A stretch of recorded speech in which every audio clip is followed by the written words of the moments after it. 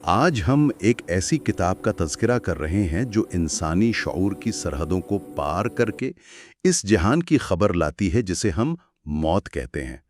ڈولورس Canon کی شاہکار تصنیف بٹوین ڈیتھ اینڈ لائف محض ایک کتاب نہیں بلکہ ہزاروں افراد کے مابعد الطبیعیاتی تجربات کا نچوڑ ہے۔ بالکل، اور یہ ایک ایسا موضوع ہے جس پر بات کرتے ہوئے بھی انسان ایک گہرا تجسس محسوس کرتا ہے۔ مطلب یہ ہماری آخری سرحد ہے۔ پاسٹ ٹو پریزنٹ اس علمی سفر میں خوش آمدید۔ یہ چینل آپ کو تاریخ کے گمشدہ اوراق سے لے کر فلسفے کی گہرائیوں تک اور سائنس کے حیرت انگیز کرشموں تک ایک دلچسپ سفر پر لے جاتا ہے۔ آج ہم آپ کے لیے بٹوین ڈیتھ اینڈ لائف کے نایاب خزانے سے انتخاب لے کر آئے ہیں۔ آپ سب علم دوستوں کے خلوص اور سپورٹ کے لیے دل کی گہرائیوں سے شکریہ۔ اگر آپ کو یہ علمی سفر پسند آتا ہے تو چینل کو سبسکرائب کریں اور بیل آئیکن ضرور دبائیں تاکہ کوئی نیا ویڈیو آپ سے چھوٹ نہ جائے۔ براہ کرم کامنٹس میں اپنی رائے ضرور دیں اور ساتھ ساتھ اپنی پسندیدہ کتاب کا نام کامنٹ میں لکھیں۔ آپ کا ہر کامنٹ اس علمی مشن کو آگے بڑھانے کا حوصلہ دیتا ہے۔ اور یہ بتانا بھی ضروری ہے کہ آج کی یہ جو تفصیلی گفتگو ہے یہ اس سیریز کا پہلا حصہ ہے جسے ہم پارٹ 1 کہہ سکتے ہیں۔ جی بالکل، پارٹ 1۔ اور آج ہم کتاب کے کچھ بہت ہی ابتدائی اور بنیادی ابواب پر بات کریں گے۔ سب سے پہلے دی ڈیتھ ایکسپیرینس یعنی موت کے اصل تجربے کو سمجھیں گے، پھر دی گریٹرز یعنی استقبال کرنے والوں کے تصور کو دیکھیں گے، اور آخر میں ایک موت کے قریب کے تجربے پر جسے نیئر ڈیتھ ایکسپیرینس کہتے ہیں اس پر تفصیلی بات کریں گے۔ زبردست۔ تو چلیں اس الجھی ہوئی گرہ کو تھوڑا سا کھولتے ہیں۔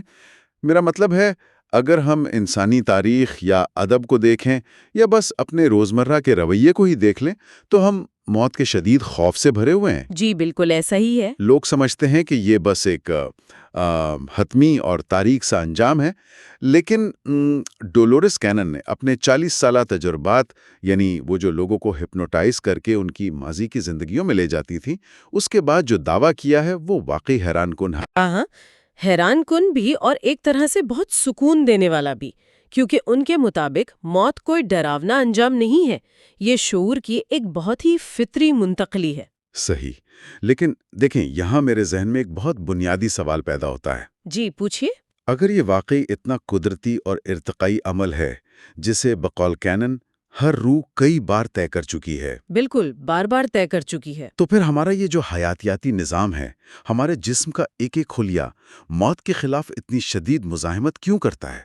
مطلب اگر موت ایک پرسکون منتقلی ہے تو ہمیں اس سے اتنی وحشت کیوں ہوتی ہے؟ یہ ایک بہت منطقی اور گہرا اعتراض ہے۔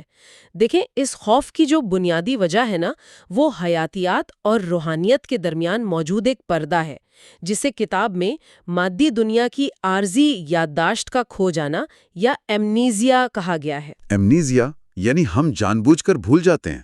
بالکل، جب ایک انتہائی ترقی یافتہ روح اس مادی دنیا کے محدود جسم میں جنم لیتی ہے تو کائنات کے ایک خاص اصول کے تحت وہ اپنے پچھلے تمام سفر، اپنے علم اور اس وسیع تر حقیقت کو شعوری طور پر بھلا دیتی ہے۔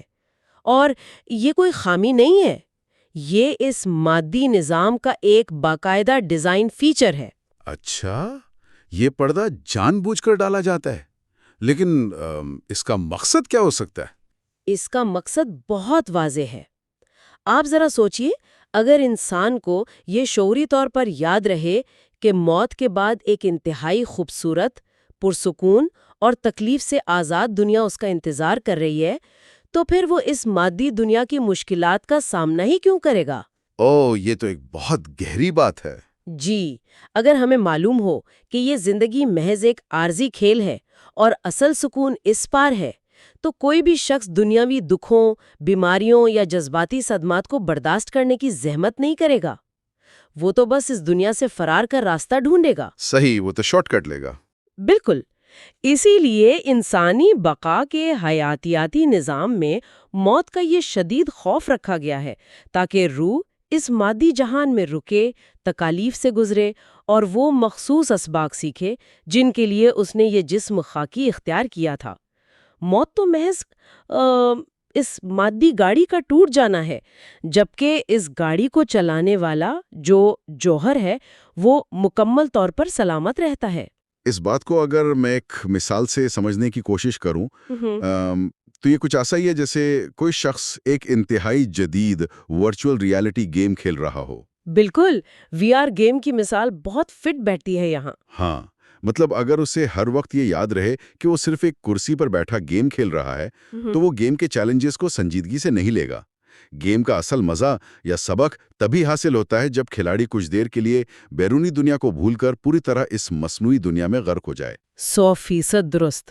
اور جب وہ گیم ختم ہوتی ہے، یعنی جب موت واقع ہوتی ہے، تو وہ اس حقیقی دنیا میں واپس آ جاتا ہے۔ لیکن وہ جو عین لمحہ ہے گیم کے ختم ہونے کا، میرا مطلب ہے جب موت واقع ہوتی ہے اس عین لمحے میں کیا ہوتا ہے؟ ڈولورس کینن کی ہزاروں کیس سٹڈیز اس منتقلی کے عمل کو کس طرح بیان کرتی ہیں؟ ڈولورس کینن نے ان افراد کو ہپنوسس کے اس گہرے ترین درجے تک پہنچایا جسے سومنام بالسٹک اسٹیٹ کہتے ہیں۔ اس حالت میں انسان کا باشعور دماغ مکمل طور پر سو جاتا ہے اور اس کا گہرا لاشعور، جہاں وہ تمام پرانی یادیں محفوظ ہیں، وہ بیدار ہو جاتا ہے۔ صحیح۔ تو ان لوگوں نے کیا بتایا؟ ان ہزاروں افراد نے موت کے عین لمحے کو حیرت انگیز حد تک ایک جیسا بیان کیا۔ موت کا لمحہ کوئی اذیتناک جھٹکا نہیں ہوتا۔ سب سے پہلے انسان کے شعور کو ایک گہری اور پرسکون ٹھنڈک کا احساس ہوتا ہے۔ ٹھنڈک کا احساس؟ جی، اور اس کے بعد پلک جھپکنے سے بھی پہلے کا وقت لگتا ہے اور وہ فرد خود کو اپنے ہی بستر کے پاس یا کمرے کی چھت کے قریب تیرتا ہوا محسوس کرتا ہے۔ مطلب وہ نیچے پڑے اپنی ہی بے جان جسم کو دیکھ رہا ہوتا ہے؟ بالکل۔ اور اس لمحے کی سب سے خاص بات یہ ہے کہ اس میں کوئی دکھ یا صدمہ نہیں ہوتا، بلکہ ایک غیر جانبدارانہ حیرت ہوتی ہے۔ اور یہاں ایک بہت ہی پیچیدہ اور اہم تصور سامنے آتا ہے جسے سلور کارڈ یا چاندی کی ڈوری کہا جاتا ہے۔ ہاں، یہ سلور کارڈ کا تصور تو بہت سی قدیم روایات میں بھی ملتا ہے۔ کیا یہ واقعی کوئی جسمانی ڈوری ہوتی ہے؟ جسمانی نہیں، بلکہ یہ خالص توانائی سے بنی ہوئی ایک نادیدہ ڈوری ہے۔ جب تک انسان زندہ رہتا ہے، یہ سلور کارڈ روح کی اعلیٰ توانائی کو اس مادی جسم کے ساتھ جوڑے رکھتی ہے اور اسے زندگی کی حرارت فراہم کرتی ہے۔ تو جب روح جسم سے باہر آ جاتی ہے تب بھی یہ ڈوری جڑی رہتی ہے؟ جی، موت کے عمل کے دوران شعور جسم سے باہر تو آ جاتا ہے، لیکن جب تک یہ ڈوری جڑی رہتی ہے، موت کا عمل مکمل نہیں ہوتا۔ جسم بے ہوش ہو سکتا ہے، کوما میں جا سکتا ہے، لیکن موت تبھی واقع ہوتی ہے جب یہ ڈوری بالآخر کٹ جاتی ہے۔ اس کا مطلب ہے کہ یہ ڈوری ایک طرح کا حفاظتی پل ہے۔ یہ مجھے خلابازوں کی اس حفاظتی رسی کی یاد دلا رہا ہے جو انہیں ان کے خلائی جہاز سے جوڑے رکھتی ہے۔ کیا بات ہے! یہ بہت ہی شاندار تشبیہ ہے۔ ہاں، مطلب جب تک وہ رسی موجود ہے وہ اس چھوٹے سے جہاز سے بندھے ہیں، لیکن جیسے ہی موت کے وقت وہ سلور کارڈ کٹتی ہے، وہ خلاباز اپنے جہاز کا محتاج نہیں رہتا، بلکہ اس لامحدود کائنات میں آزاد ہو جاتا ہے۔ ڈوری کٹنے کے بعد کا احساس کیسا ہوتا ہے؟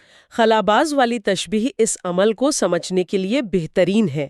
جیسے ہی وہ توانائی کی ڈوری منقطع ہوتی ہے، ایک زبردست تبدیلی آتی ہے۔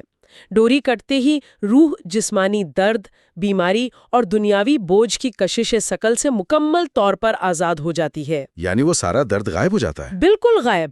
سینکڑوں افراد نے اس لمحے کو ایک ناقابل بیان ہلکے پن سے تشبیہ دی ہے، جیسے کوئی شخص ایک طویل عرصے تک کسی تاریک، دھندلے اور کیچڑ سے بھرے تالاب میں قید تھا۔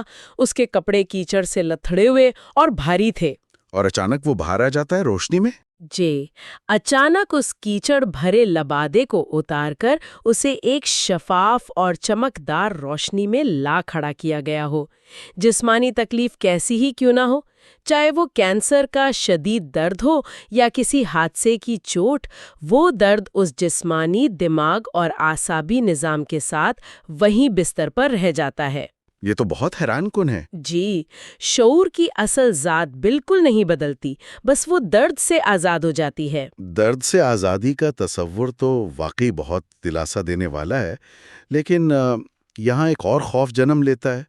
ٹھیک ہے، خلاباز کی رسی کٹ گئی اور وہ درد سے آزاد ہو گیا، لیکن اس اندھے، لامحدود اور انجانے خلا میں اکیلے تیرنا، یہ تو ایک اور طرح کا ڈراونا خواب ہے۔ یہ ایک بہت ہی فطری پریشانی ہے۔ ظاہر ہے انسان کی فطرت ہے کہ وہ تنہائی سے ڈرتا ہے۔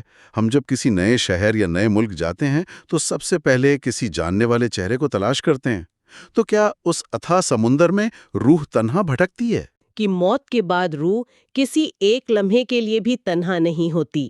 جیسے ہی روح اس مادی دنیا کی سرحد پار کرتی ہے، وہاں اسے خوش آمدید کہنے کے لیے دی گریٹرز یعنی استقبال کرنے والے موجود ہوتے ہیں۔ اچھا، تو کیا یہ گریٹرز کوئی اجنبی ہستیاں یا فرشتے ہوتے ہیں؟ روح انہیں پہچانتی کیسے ہے؟ دیکھیں، یہ کوئی اجنبی نہیں ہوتے۔ یہ عام طور پر وہ مانوس روحیں ہوتی ہیں جن سے ہم اس دنیا میں یا اپنی کسی پچھلی زندگی میں ایک گہرا جذباتی تعلق رکھ چکے ہوتے ہیں۔ مطلب ہمارے اپنے لوگ؟ جی ہاں، ان میں ہمارے وہ دوست اور رشتہ دار شامل ہوتے ہیں جو ہم سے پہلے وفات پا چکے ہیں۔ اس کے علاوہ کچھ انتہائی ارتقاء یافتہ روحانی رہنما جنہیں اسپرٹ گائیڈز کہتے ہیں، وہ بھی وہاں موجود ہوتے ہیں۔ تو ان کا کام کیا ہوتا ہے وہاں؟ صرف ملنا؟ نہیں، ان کا بنیادی مقصد اس نئی آنے والی روح کو یہ باور کرانا ہوتا ہے کہ وہ مکمل طور پر محفوظ ہے۔ وہ اسے تسلی دیتے ہیں اور اس صدمے کو کم کرتے ہیں جو ایک مادی دنیا سے اچانک توانائی کی دنیا میں منتقلی سے پیدا ہو سکتا ہے۔ یہ بات بہت دلچسپ ہے، لیکن یہاں ایک چیز مجھے الجھا رہی ہے۔ کیا چیز؟ اگر ایک شخص ساری زندگی ایک مخصوص مذہبی عقیدے کے تحت جیا ہے، مثلاً اس کا جنت کا تصور کچھ خاص قسم کے باغات یا محلات پر مبنی ہے، اور دوسرا شخص کسی اور دیوتا یا نظام پر یقین رکھتا ہے، تو کیا یہ گریٹر سب کو ایک جیسا ماحول دکھاتے ہیں؟ یہ بہت ہی اہم سوال ہے۔ ہاں، کیا ہر انسان کا موت کے بعد کا ابتدائی منظر اس کی اپنی توقعات کے مطابق کسٹمائزڈ ہوتا ہے؟ بالکل ایسا ہی ہے۔ یہیں پر روحانی دنیا کے کام کرنے کا طریقہ اور توانائی کی سائنس سب سے زیادہ حیران کن شکل میں سامنے آتی ہے۔ روحانی دنیا چونکہ ٹھوس مادے کی بجائے خالص اور لچکدار توانائی پر مشتمل ہے، اس لیے وہ انسانی سوچ اور عقیدے کے تابع ہوتی ہے۔ یعنی وہ سوچ سے بدل جاتی ہے؟ جی۔ گریٹرز نئی آنے والی روح کے لیے بالکل ویسا ہی منظر تخلیق کرتے ہیں جس کی وہ توقع کر رہی ہوتی ہے۔ اگر کوئی ہری بھری وادیوں کی توقع رکھتا ہے تو اسے شروعات میں وہی منظر دکھایا جاتا ہے۔ لیکن ایسا کیوں؟ کیا وہ اسے دھوکہ دے رہے ہوتے ہیں؟ دھوکہ نہیں، ہرگز نہیں۔ آپ اسے ایک ہولوگرافک انکیوبیٹر سے تشبیہ دے سکتے ہیں۔ انکیوبیٹر جس میں بچوں کو رکھتے ہیں؟ جی بالکل۔ جب ایک بچہ پیدا ہوتا ہے تو اسے فوراً سخت بیرونی ماحول میں نہیں رکھا جاتا۔ بعض اوقات اسے ایک انکیوبیٹر میں رکھا جاتا ہے جو ماں کے رحم جیسا ماحول فراہم کرتا ہے تاکہ وہ آہستہ آہستہ نئے ماحول کا عادی ہو سکے۔ میں سمجھ رہا ہوں۔ بالکل اسی طرح موت کے فوراً بعد اس نئی دنیا کی خالص اور انتہائی تیز توانائی ایک عام روح کے لیے برداشت کرنا مشکل اور صدمے کا باعث ہو سکتا ہے۔ اس لیے گریٹرز اس کی اپنی دنیاوی یادوں اور عقائد کو استعمال کرتے ہوئے خالص توانائی سے ایک مصنوعی لیکن مانوس ماحول کھڑا کر دیتے ہیں۔ یہ تو ایک طرح کا نفسیاتی سہارا ہوا۔ بالکل، یہ ایک نفسیاتی سہارا ہے، اور جیسے جیسے روح کا شعور بیدار ہوتا ہے اور وہ اپنی اصل حالت کو یاد کرنے لگتی ہے، یہ خود ساختہ مناظر دھندلا جاتے ہیں اور کائنات کی وسیع تر، خالص اور بے رنگ حقیقت اس کے سامنے کھلنے لگتی ہے۔ واہ، یہ کتنا زبردست میکینزم ہے کہ توانائی کو ایک نفسیاتی سہارے کے طور پر استعمال کیا جا رہا ہے۔ یہ سب تو اس صورت میں بہت منظم لگتا ہے جب موت قدرتی ہو، لیکن روزمرہ کی زندگی میں ایسا ہمیشہ نہیں ہوتا۔ جی، بدقسمتی سے ان لوگوں کا کیا جو اچانک کسی کار ایکسیڈنٹ کا شکار ہو جاتے ہیں یا کسی جنگ، دھماکے یا قدرتی آفت میں مارے جاتے ہیں؟ ان بیچاروں کو تو تیاری کا یا اس منتقلی کو سمجھنے کا کوئی موقع ہی نہیں ملتا۔ ان کی روح کے ساتھ کیا گزرتی ہے؟ یہ واقعی ایک انتہائی حساس اور پیچیدہ مرحلہ ہے۔ عام موت میں انسان کا شعور رفتہ رفتہ جسم سے الگ ہوتا ہے، لیکن پرتشدد یا حادثاتی موت کی صورت میں شعور کو اتنے اچانک اور زوردار جھٹکے سے جسم سے باہر نکالا جاتا ہے کہ روح شدید کنفیوژن کا شکار ہو جاتی ہے۔ مطلب وہ سمجھ ہی نہیں پاتی کہ کیا ہوا؟ بالکل۔ کینن کی تحقیق بتاتی ہے کہ ایسی اچانک موت میں روح کو اکثر یہ احساس ہی نہیں ہوتا کہ وہ مر چکی ہے، وہ اپنے جائے حادثہ پر کھڑی ہوتی ہے، لوگوں کو چیختے چلاتے اور اپنے ہی زخمی جسم کے گرد جمع ہوتے دیکھتی ہے۔ اور وہ ان سے بات کرنے کی کوشش کرتی ہوگی؟ جی ہاں، وہ ان سے بات کرنے کی کوشش کرتی ہے، انہیں چھوتی ہے، لیکن کوئی اس کی بات نہیں سنتا۔ یہ حالت روح کے لیے شدید پریشانی اور صدمے کا باعث ہوتی ہے۔ ذرا رکیے، ہم نے ابھی بات کی تھی کہ جسمانی دماغ اور اعصابی نظام تو وہیں ختم ہو گیا، تو پھر روح یہ صدمہ یا ڈرامہ کیسے محسوس کرتی ہے؟ بغیر دماغ کے نفسیاتی صدمہ کیسے کام کرتا ہے؟ یہ ایک بہت کلیدی سوال ہے اور اس کو سمجھنا ضروری ہے۔ یہاں ہمیں صدمے کو جسمانی کے بجائے توانائی کے خلل یا انرجی ڈسرپشن کے طور پر سمجھنا ہوگا۔ توانائی کا خلل؟ وہ کیسے؟ دیکھیں، انسانی جسم کے گرد جو برقی میگنیٹائسی میدان یا توانائی کا غلاف ہوتا ہے، جسے اورا کہتے ہیں، اچانک اور پرتشدد موت اس غلاف میں ایک شدید لرزش اور بے ترتیبی پیدا کر دیتی ہے۔ اچھا، جیسے کوئی فریکوینسی خراب ہو جائے؟ بالکل، یہ ایسا ہی ہے جیسے کسی ریڈیو کی فریکوینسی اچانک خراب ہو جائے اور اس میں شور آنا شروع ہو جائے۔ یہ جو شور ہے نا، یہ دراصل توانائی کا صدمہ ہوتا ہے۔ تو پھر اس بے ترتیب اور صدمے کا شکار توانائی کو ٹھیک کیسے کیا جاتا ہے؟ کیا وہ یوں ہی بھٹکتی رہتی ہے؟ قطعی نہیں۔ روحانی دنیا کا نظام بے حد ہمدرد اور محبت کرنے والا ہے۔ ایسی روحوں کو جائے حادثہ پر بھٹکنے نہیں دیا جاتا، انہیں فوراً وہاں سے نکال کر خاص مقامات پر لے جایا جاتا ہے۔ وہ مقامات کیا ہوتے ہیں؟ انہیں ہم روحانی دنیا کے ہسپتال یا آرام گاہیں کہہ سکتے ہیں، ریسٹنگ پلیسز۔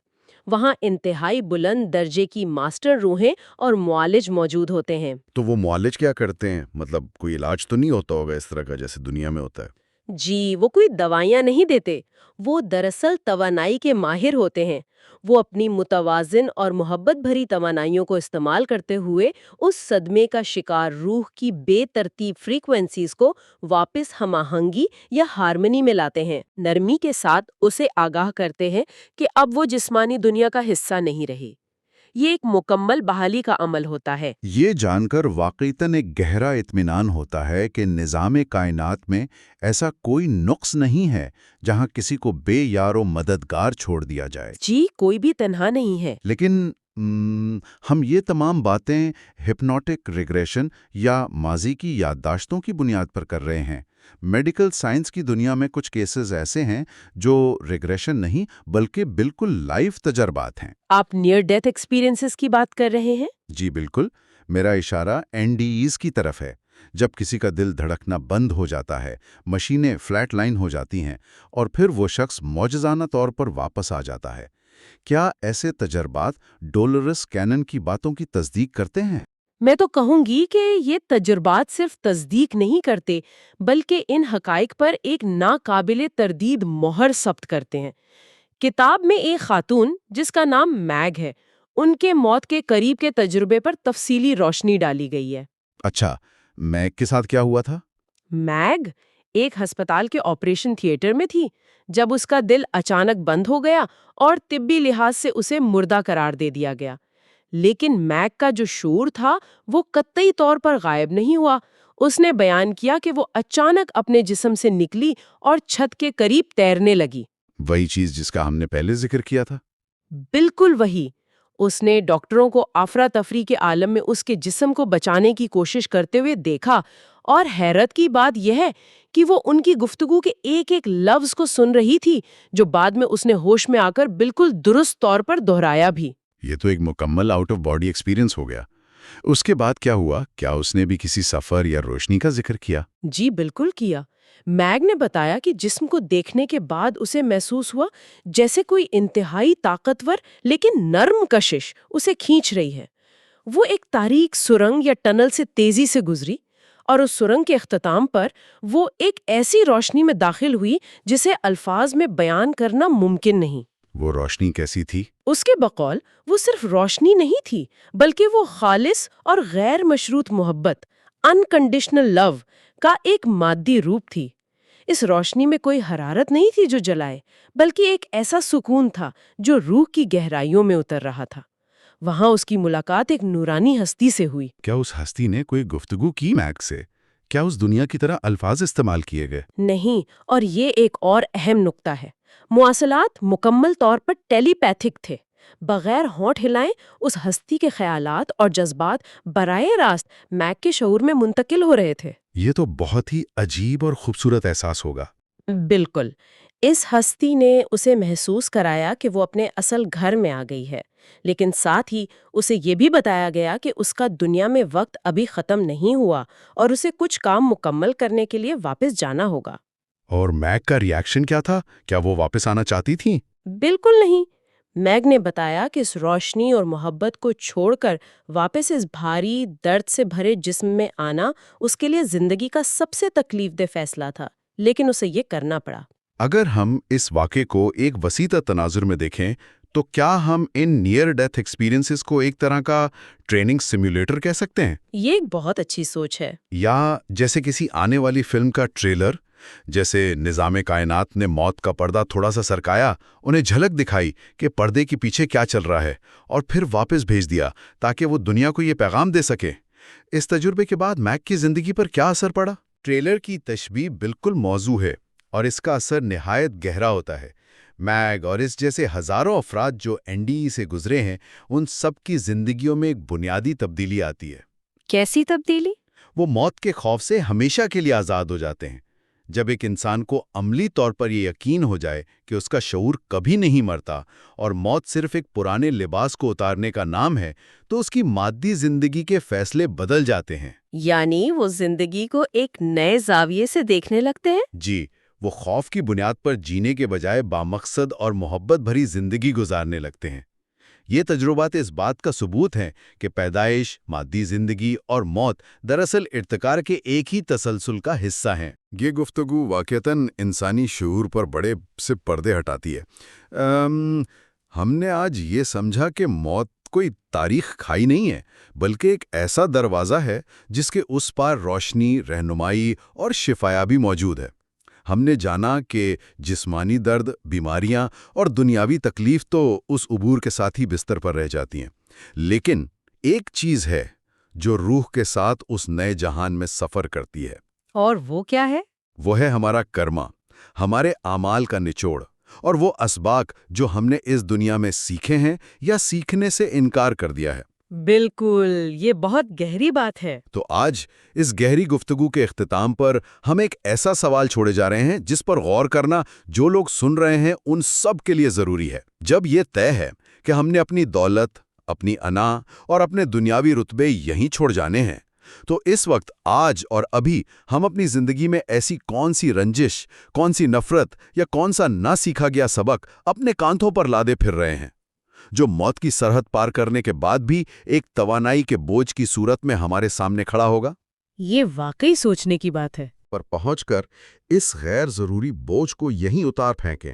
یہ ایک انتہائی طاقتور سوال ہے۔ روحانی ارتقاء کا سفر موت کے بعد شروع نہیں ہوتا، یہ اسی لمحے ہماری روزمرہ کی زندگی کے فیصلوں سے شروع ہوتا ہے۔ اس بوجھ کو آج ہی اتارنا دراصل ایک پرسکون منتقلی کی سب سے بڑی تیاری ہے۔ اور اسی غور طلب خیال کے ساتھ ہم اپنے اس پہلے حصے کو یہیں روکتے ہیں، لیکن یہ اس طویل سفر کا محض آغاز ہے۔ جی، ابھی تو بہت کچھ باقی ہے۔ اگلے حصے یعنی پارٹ 2 میں ہم ان موضوعات پر بات کریں گے جو اس سے بھی زیادہ پراسرار ہیں۔ ہم دی اسکولز یعنی روحانی مکاتب کا ذکر کریں گے کہ روح شفایابی کے بعد کہاں جاتی ہے اور کیا سیکھتی ہے۔ ہم دی گرینڈ ٹور یعنی ایک عظیم سفر اور ڈیفرنٹ لیولز آف ایگزسٹنس کو سمجھنے کی کوشش کریں گے۔ ہمارے ساتھ اس علمی سفر میں جڑے رہیے گا، کیونکہ کائنات کے اصل اسرار سے پردہ اٹھنا ابھی باقی ہے۔ تو آج ہم بنیادی طور پر 3 اہم موضوعات پر بات کریں گے۔ پہلا ہے دی اسکولز یعنی علم کے اسکول، دوسرا ہے دی گرینڈ ٹور یعنی وہ ایک عظیم سفر، اور تیسرا وجود کے مختلف درجات یا لیولز۔ اور یہ تینوں موضوعات، یعنی جب ہم ان کو جوڑتے ہیں تو موت کے بعد کا پورا نقشہ بدل جاتا ہے۔ بالکل بدل جاتا ہے، اور مجھے سب سے زیادہ جو بات پرجوش لگتی ہے وہ یہ ہے کہ موت کے بعد کا یہ جو تصور ہے، یہ کسی بھی طرح سے خوفناک یا اندھیرے والا نہیں لگتا۔ ڈرانے والا بالکل نہیں ہے۔ بالکل، بلکہ یہ تو ایک بہت ہی منظم اور کیا کہتے ہیں حیرت انگیز تعلیمی نظام کی طرح محسوس ہوتا ہے۔ مطلب ایسا لگتا ہے جیسے کوئی نئی کلاس شروع ہو رہی ہو۔ اصل میں ڈولورس کینن کی جو اتنی ساری ہپنوٹک ریگریشن کی کیس سٹڈیز ہیں ان سب میں ایک ہی بات بار بار سامنے آتی ہے کہ موت کے فوراً بعد کوئی ہمیشہ والی نیند یا کوئی حتمی انجام نہیں ہوتا. صحیح.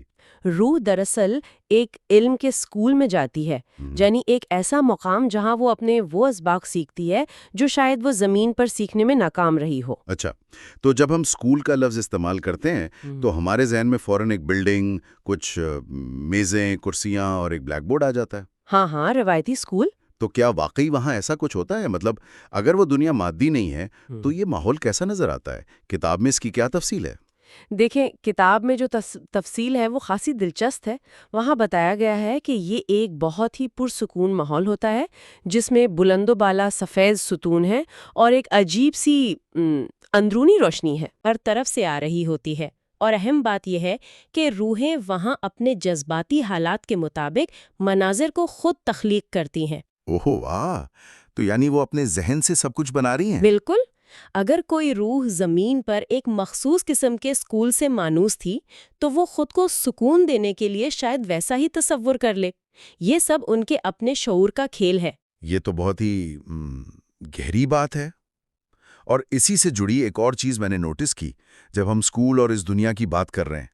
کتاب میں فردوس یعنی پیراڈائز اور جنت یعنی ہیون، ان دونوں کے درمیان ایک واضح فرق بتایا گیا ہے. ہاں، اور یہ ایک ایسا فرق ہے جو عموماً ہم لوگ یعنی عام بول چال میں محسوس نہیں کرتے. ہم ان کو ایک ہی سمجھتے ہیں. بالکل، ہم تو ان دونوں الفاظ کو ایک ہی معنی میں لیتے ہیں. تو یہ کتاب کے حوالے سے ان میں کیا فرق ہے؟ اصل میں فردوس یا پیراڈائز جو ہے وہ زمین کا ہی ایک مکمل اور بہترین تجربہ ہے. یعنی زمین جیسا ہی ہوتا ہے؟ ہاں، بس اس میں کوئی نقص نہیں ہوتا. جب روحیں موت کے فوراً بعد جاتی ہیں تو وہ ابتدائی طور پر خود کو ڈھالنے کے لیے اس فردوس میں آتی ہیں. یہاں درخت ہوں گے، ندیاں ہوں گی، لیکن بہت پرفیکٹ. اچھا، تو یہ ایک طرح کا ٹرانزیشن فیز ہے؟ بالکل، ایک ٹرانزیشن یا عبوری مرحلہ. جبکہ اس کے مقابلے جو جنت یا ہیون ہے وہ وجود کا ایک بہت اعلیٰ درجہ ہے. صحیح. وہاں کیا ہوتا ہے؟ وہاں سب کچھ خالص توانائی کی صورت میں ہوتا ہے. وہاں کوئی متعین یا فکسڈ مناظر نہیں ہوتے، کوئی درخت یا زمین نہیں ہوتی، بس خالص ارتعاش اور شعور ہوتا ہے. تو فردوس ایک فزیکل سیٹنگ جیسی ہے تاکہ انسان گھبرا نہ جائے، اور جنت خالص توانائی ہے. زبردست. لیکن یہاں ایک اور سوال پیدا ہوتا ہے جو شاید سب کے ذہن میں آئے. جی بتائیں. ہم اسکول کی بات کر رہے ہیں، اسباق کی بات کر رہے ہیں، لیکن کتاب میں ایک اہم نقطہ یہ ہے کہ وہاں اساتذہ یا رہنماؤں کی طرف سے کوئی فیصلہ یعنی ججمنٹ یا سزا نہیں دی جاتی. ہاں، کوئی ججمنٹ نہیں ہوتی. تو یہ بات تھوڑی سی ہضم کرنا مشکل ہے. مطلب اگر کسی نے زمین پر کچھ غلط کیا ہے تو اسے کوئی سزا نہیں ملے گی؟ دیکھیں، یہیں پر سب سے بڑی غلط فہمی پیدا ہوتی ہے. سزا کا ہمارا تصور بہت دنیاوی ہے. وہاں جو عمل ہوتا ہے وہ مکمل طور پر خود احتسابی کا عمل ہے. خود احتسابی؟ یعنی انسان خود اپنا جائزہ لیتا ہے؟ بالکل. روحیں جب وہاں جاتی ہیں تو ان کے پاس زمین کی وہ دنیاوی الجھنیں، وہ انا یا وہ بہانے نہیں ہوتے جو ہم یہاں روزانہ استعمال کرتے ہیں. ہاں، زمین پر تو ہم بڑی جلدی اپنے غلط کاموں کو جسٹیفائی کر لیتے ہیں کہ فلاں نے ایسا کیا اس لیے میں نے یہ کیا. ایگزیکٹلی. وہاں وہ پردے ہٹ جاتے ہیں. روح مکمل سچائی کے ساتھ اپنے ماضی کے فیصلوں اور اپنے کرما کا جائزہ لیتی ہے. وہ اس تکلیف کو خود محسوس کرتی ہے جو اس نے دوسروں کو دی ہوتی ہے. واہ! تو یہ تو کسی اور کے فیصلہ سنانے سے زیادہ مشکل اور دردناک کام ہے. بالکل. یہ کسی بیرونی سزا سے بہت زیادہ سخت ہے. اور وہاں موجود اساتذہ صرف مدد کے لیے ہوتے ہیں، کسی کو نیچا دکھانے یا ڈانٹنے کے لیے نہیں. صحیح، وہ صرف گائیڈ کرتے ہیں. اور یہاں بات واقعی بہت دلچسپ ہو جاتی ہے جب ہم آکاشک ریکارڈز کے حوالے سے بات کرتے ہیں. ہاں، آکاشک ریکارڈز تو ایک پورا الگ ہی کائناتی ڈیٹا بیس ہے. بالکل.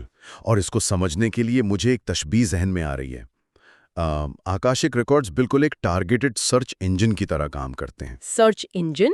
ذرا اس کو واضح کریں. یعنی فرض کریں کائنات کی ایک بہت بڑی لائبریری ہے، لیکن جب روح کو اپنے اسباق دیکھنے ہوتے ہیں تو اسے وہ پوری لائبریری نہیں پڑھنی پڑتی. ہاں بالکل. وہ سرچ انجن صرف ان مخصوص پچھلی زندگیوں کا ریکارڈ دکھاتا ہے جو اس روح کے موجودہ روحانی سفر اور نشوونما کے لیے ضروری ہیں. یہ بہت ہی شاندار مثال ہے. واقعی اسے ہر وہ چیز نہیں دیکھنی پڑتی جو اس نے ہزاروں سالوں میں کی ہے، بلکہ صرف وہی جو اس وقت اس کے مسئلے کا حل ہو۔ بالکل، یعنی اگر کسی کو رشتے نبھانے میں مسئلہ ہے تو اسے صرف وہی پچھلی زندگیاں دکھائی جائیں گی جہاں اس نے اس حوالے سے غلطیاں کی یا اسباق چھوڑے۔ صحیح۔ اور جب روحیں اسکول میں یہ سارا تجزیہ کر لیتی ہیں اور اپنے اسباق دیکھ لیتی ہیں تو ظاہر ہے یہ ایک بہت تھکا دینے والا عمل ہوتا ہے۔ تو پھر کیا ہوتا ہے؟ کیا وہ بس اسی کلاس روم میں بیٹھی رہتی ہیں؟ نہیں، یہیں سے ہمارا اگلا موضوع شروع ہوتا ہے۔ پچھلے حصے سے اگر ہم اسے جوڑیں تو جب روحیں اپنا جائزہ لے لیتی ہیں تو انہیں شفائی یابی اور اس نئی دنیا کے وسیع مناظر کو سمجھنے کے لیے ایک کیا کہتے ہیں عظیم سفر یا دی گرینڈ ٹور پر لے جایا جاتا ہے۔ دی گرینڈ ٹور، یہ نام ہی کتنا مسحور کن ہے۔ تو اس عظیم سفر میں سب سے پہلے وہ کہاں جاتی ہیں؟ زیادہ تر روحیں، خاص طور پر وہ جنہوں نے زمین پر صدمات برداشت کیے ہوں، انہیں سب سے پہلے ٹیمپل آف ہیلنگ یعنی شفا یابی کے مندر میں لایا جاتا ہے۔ اچھا، شفا یابی کا مندر، یعنی اگر کسی کی فرض کریں کسی حادثے میں موت ہوئی ہو یا بہت لمبی بیماری کے بعد۔ بالکل، جن کی پرتشدد موت ہوئی ہو یا جنہوں نے بہت تکلیف دہ زندگیاں گزاری ہوں، ان کی توانائی بہت بکھر چکی ہوتی ہے، وہ فوری طور پر کوئی نیا سبق سیکھنے کے قابل نہیں ہوتی۔ تو اس مندر میں کیا علاج ہوتا ہے؟ مطلب کوئی دوائیاں تو نہیں ہوں گی وہاں؟ نہیں، دوائیاں نہیں ہوتیں۔ کتاب میں اس کی جو خوبصورتی بیان کی گئی ہے وہ رنگین روشنیوں کی شکل میں ہے۔ روشنیوں سے شفا؟ ہاں، یہ مندر مختلف رنگوں کی خالص روشنیوں سے بھرا ہوا ہے، اور یہ روشنیاں روح کی تھکاوٹ اور اس کے انرجی باڈی کے زخموں کو دھوتی ہیں، بالکل ویسے جیسے پانی میل صاف کرتا ہے۔ واہ، یہ کتنا پرسکون تصور ہے۔ میں نے یہ بھی پڑھا تھا کہ وہاں ایک اور مندر بھی ہے جس کا ذکر جان نامی شخص کے سیشن میں دریافت ہوا۔ جی، ٹیمپل آف وزڈم یا حکمت کا مندر۔ ہاں، تو وہ شفایابی کے مندر سے کیسے الگ ہے؟ دیکھیے، شفایابی کا مندر تو ان کے لیے ہے جو ٹوٹے ہوئے ہیں یا تھکے ہوئے ہیں، لیکن حکمت کا مندر یہ ایک طرح کی بہت اعلیٰ درجے کی یونیورسٹی ہے۔ یہاں وہ روحیں جاتی ہیں جو کائنات کے اسرار کو سمجھنا چاہتی ہیں۔ یعنی وہ روحیں جو آلریڈی ہیل ہو چکی ہیں اور اب ریسرچ کرنا چاہتی ہیں؟ بالکل صحیح سمجھے آپ۔ اور اسی گرینڈ ٹور میں ایک اور کمال کی جگہ آتی ہے جسے ٹیپسٹری روم کہا جاتا ہے۔ اوہ ہاں، ٹیپسٹری روم، یہ میرا پسندیدہ حصہ ہے۔ ماہرین کے مطابق اس کمرے میں انسانی زندگیاں دھاگوں کی طرح ایک دوسرے سے جڑی ہوئی ہیں۔ ہاں، اور یہ تصور سمجھنے میں تھوڑا سا پیچیدہ لگ سکتا ہے شروع میں۔ بالکل، لیکن آئیے اس کو تھوڑی اور تفصیل سے سمجھتے ہیں۔ ٹیپسٹری روم بالکل ایسا ہے جیسے ہم کسی کڑھائی کو پیچھے سے دیکھ رہے ہوں۔ پیچھے سے یعنی الٹی طرف سے؟ ہاں، جب آپ کسی کڑھائی والے کپڑے کو الٹی طرف سے دیکھتے ہیں تو دھاگے الجھے ہوئے، کٹے پھٹے اور بالکل بے ترتیب لگتے ہیں۔ ہاں، کوئی خاص ڈیزائن سمجھ نہیں آتا۔ بالکل، زمین پر ہماری زندگی بھی ہمیں ویسی ہی لگتی ہے، الجھی ہوئی، لیکن صرف اعلیٰ درجے کی روحیں ہی اس ٹیپسٹری کو سامنے سے دیکھتی ہیں، جہاں ایک مکمل اور خوبصورت نمونہ نظر آتا ہے۔ کیا بات ہے! اور وہ سمجھ سکتی ہیں کہ ہر انسان کی زندگی ایک دوسرے پر کیسے اثر انداز ہو رہی ہے۔ یعنی اگر زمین پر ہمیں لگ رہا ہے کہ ہمارے ساتھ کچھ بہت برا یا بے ترتیب ہوا ہے، تو اس کا بھی اس بڑے ڈیزائن میں ایک اہم مقصد ہوتا ہے۔ ایگزیکٹلی، اگر میری گاڑی آج خراب ہو گئی اور میں لیٹ ہو گیا تو وہ الجھا ہوا دھاگا شاید کسی اور کو کسی حادثے سے بچا رہا ہو۔ ہم وہ پورا ڈیزائن نہیں دیکھ سکتے۔ بہت خوبصورت مثال ہے۔ لیکن دیکھیں، اس عظیم سفر میں صرف یہ اعلیٰ اور خوبصورت مقامات ہی نہیں ہیں۔ تو اور کیا ہے؟ کوئی تاریک جگہ بھی ہیں؟ تاریک تو نہیں، لیکن نچلے اور درمیانی درجات ضرور موجود ہیں، جنہیں لوئر اور مڈ اسٹرل لیولز کہا جاتا ہے۔ اچھا، تو یہ نچلے درجے میں کون ہوتا ہے؟ نچلے درجات میں وہ روحیں پھنسی ہوتی ہیں جو بہت پرتشدد رہی ہوتی ہیں یا جن کی ارتاشی توانائی یعنی وائبریشن بہت لو ہوتی ہے۔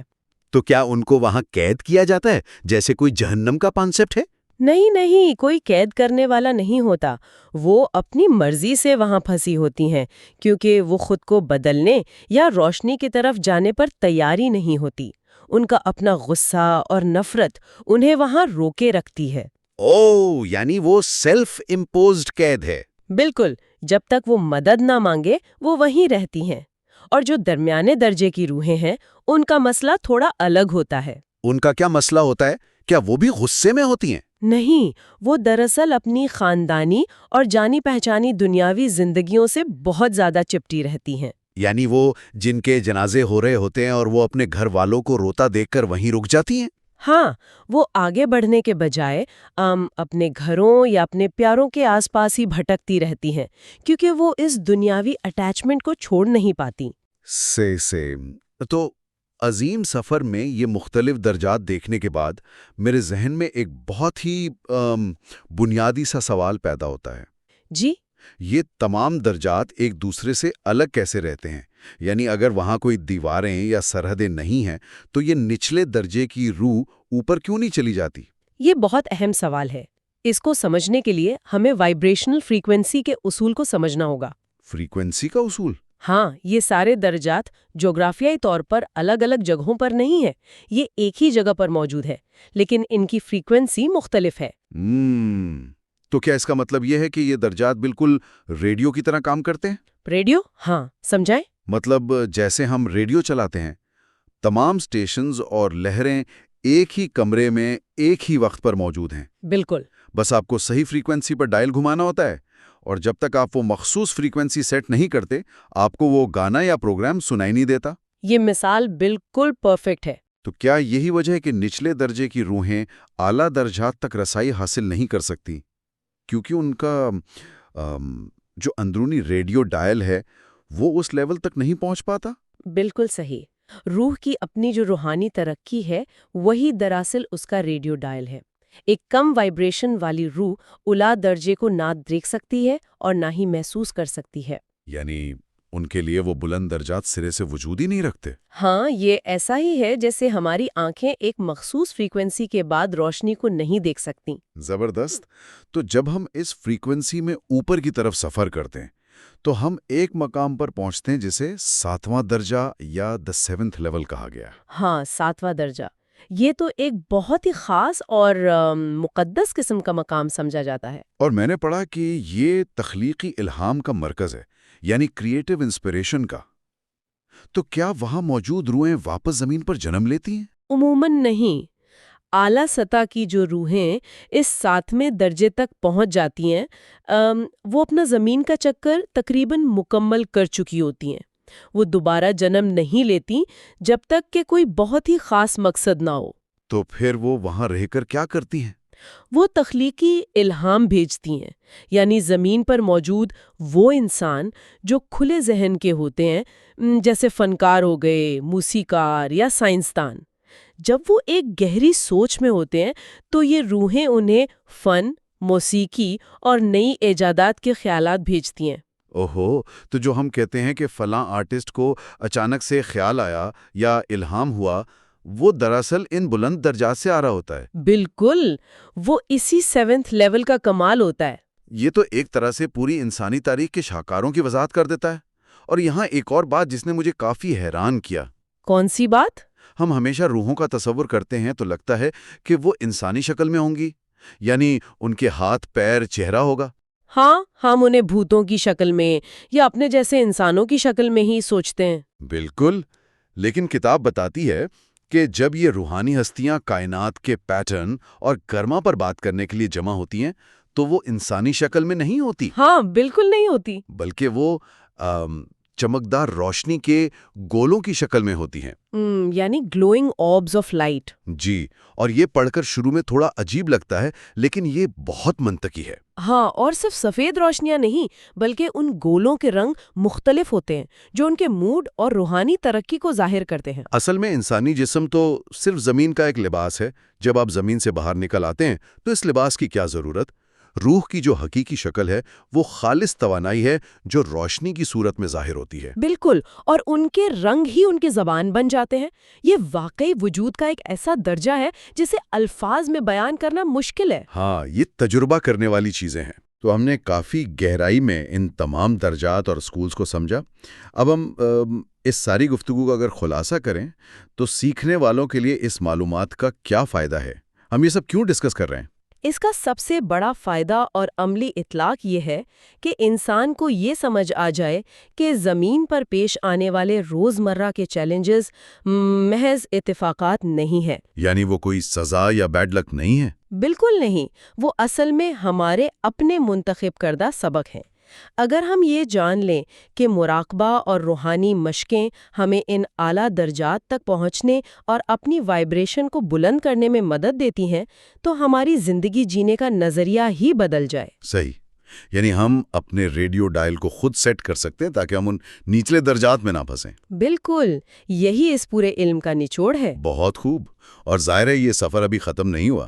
تیسرے حصے میں ہم نام نہاد بری زندگیوں، رہنماؤں اور کرما کے پیچیدہ جال کو تلاش کریں گے، اور وہ حصہ یقیناً ہمارے بہت سے دنیاوی سوالات کے جواب دے گا۔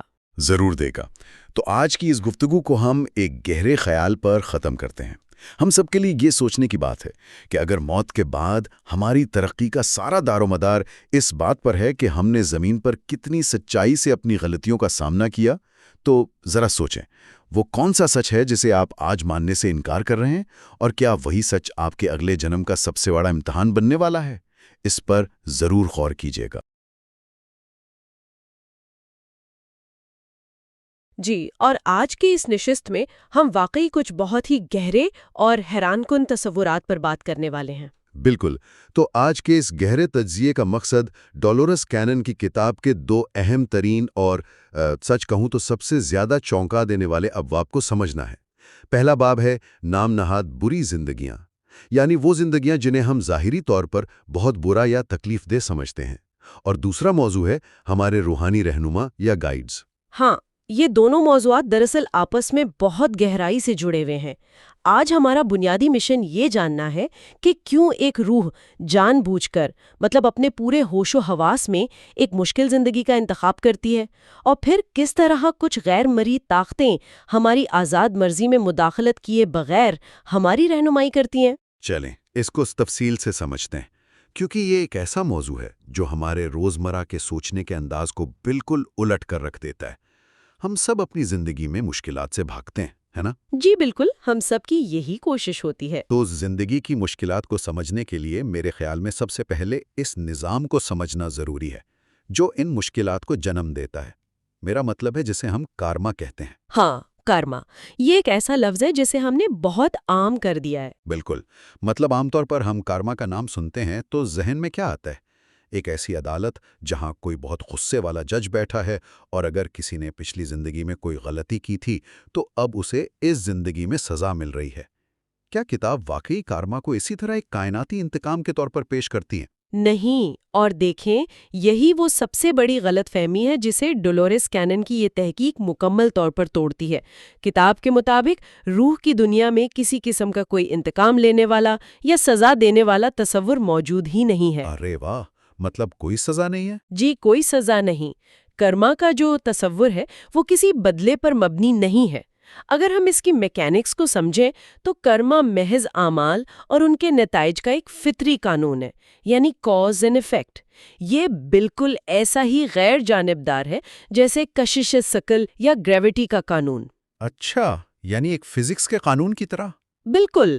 اب دیکھیں، اگر آپ چھت سے چھلانگ لگاتے ہیں اور آپ کو چوٹ لگتی ہے تو آپ یہ تو نہیں کہیں گے نا کہ گریوٹی نے آپ سے کوئی پرانا بدلہ لیا ہے یا آپ کو کسی گناہ کی سزا دی ہے۔ ظاہر نہیں، وہ تو بس ایک قانون ہے جو اپنا کام کر رہا ہے۔ بس کرما بھی بالکل اسی طرح کام کرتا ہے۔ یہ ایک تدریسی آلہ ہے، ایک ٹیچنگ ٹول جو روح کی ذاتی نشوونما کے لیے استعمال ہوتا ہے۔ کائنات میں ہونے والا ہر واقعہ، ہر تکلیف، ہر خوشی محض ایک تجربہ ہے جس کا واحد مقصد ہمیں کچھ سکھانا ہے۔ ذرا رکیے، یہ بات ہضم کرنا تھوڑی مشکل لگ رہی ہے۔ میں سمجھ سکتی ہوں، یہ شروع میں تھوڑا عجیب لگتا ہے۔ میرا مطلب ہے اگر یہ صرف ایک تدریسی عمل ہے اور اس میں سزا کا کوئی پہلو نہیں، تو پھر اس دنیا میں اتنی انتہا درجے کی تکلیف کیوں ہے؟ کیا اس کا مطلب یہ ہے کہ دنیا میں موجود ہر تکلیف دراصل ہماری اپنی ہی مانگی ہوئی دعا یا ہمارا اپنا ہی انتخاب ہے؟ جی، بڑی حد تک ایسا ہی ہے، اور یہی بات کتاب میں بہت وضاحت سے بتائی گئی ہے۔ جو زندگیاں ہمیں انتہائی بری یا مشکل لگتی ہیں، دراصل وہ روح کی جانب سے خود منتخب کی گئی ہوتی ہیں۔ مطلب پیدائش سے پہلے روح خود فیصلہ کرتی ہے کہ اس بار مجھے ایک شدید بیماری کے ساتھ پیدا ہونا ہے یا مجھے غربت میں رہنا ہے؟ بالکل، روحیں جان بوجھ کر ان کٹھن حالات کا انتخاب کرتی ہیں، لیکن اس کی وجہ سمجھنے کے لیے ہمیں اپنی سوچ کے کینوس کو ذرا وسیع کرنا ہوگا۔ ہم صرف ایک 70 یا 80 سال کی زندگی کو دیکھتے ہیں، جبکہ روح کا سفر سینکڑوں زندگیوں یعنی ملٹیپل لائف ٹائمز پر محیط ہوتا ہے۔ یعنی ہم ایک بہت بڑی تصویر کا صرف ایک چھوٹا سا حصہ دیکھ رہے ہوتے ہیں۔ بالکل، روح کے اس طویل روحانی ارتقاء میں ایک بہت ہی پرسکون اور آرام دہ زندگی بظاہر تو بہت اچھی لگتی ہے، لیکن اس میں روحانی طور پر سیکھنے کے مواقع تقریباً صفر ہوتے ہیں۔ تو جب روح کو تیزی سے ترقی کرنی ہوتی ہے تو وہ مشکل زندگی چنتی ہے؟ جی، جب روح ارتقاء کے اس عمل میں بہت تیزی سے آگے بڑھنا چاہتی ہے یا اپنے پرانے کارمک قرضوں کو تیزی سے چکا کر صاف کرنا چاہتی ہے تو وہ شعوری طور پر کٹھن حالات کا انتخاب کرتی ہے۔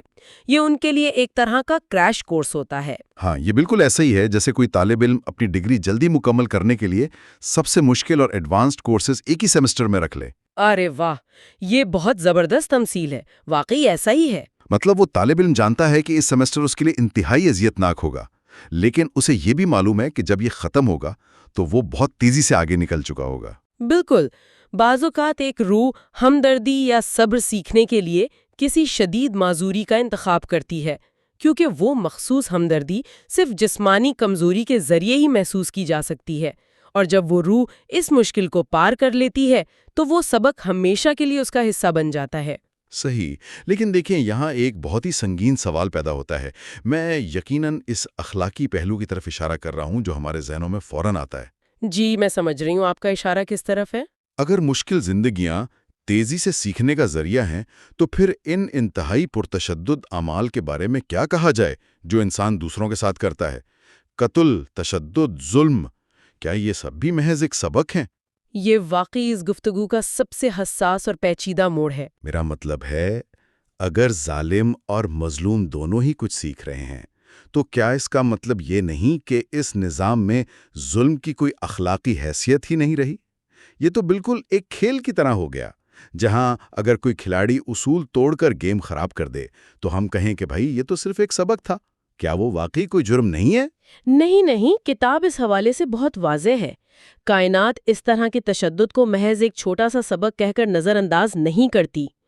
روح کے اسکول میں گناہ کا مطلب ہے جان بوجھ کر پورے شعور کے ساتھ کسی دوسرے کی آزاد مرضی میں مداخلت کرنا اور اسے نقصان پہنچانا، یعنی شعوری طور پر غلط کرنا۔ بالکل۔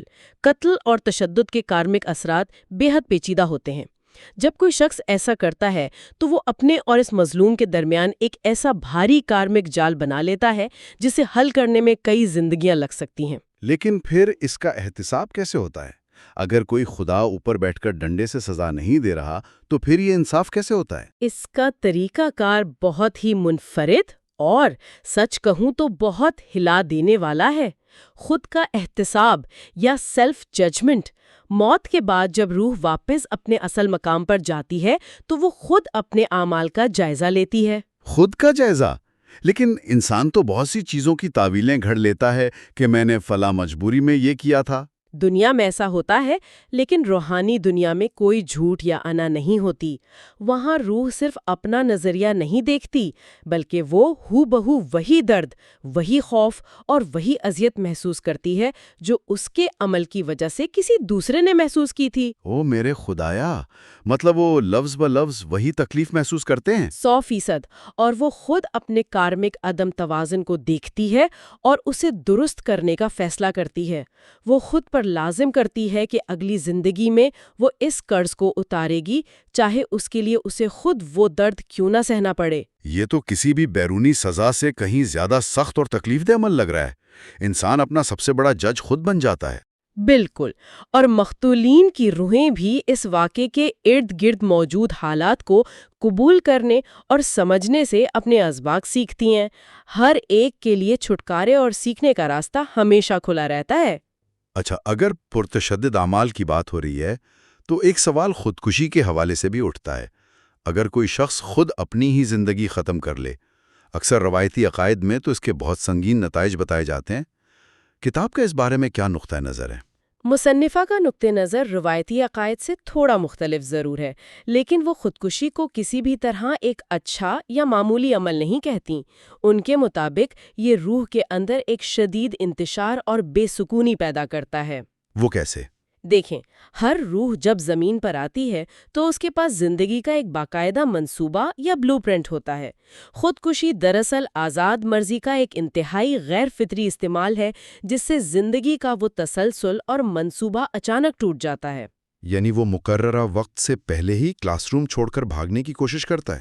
ہاں، بالکل یہی بات ہے۔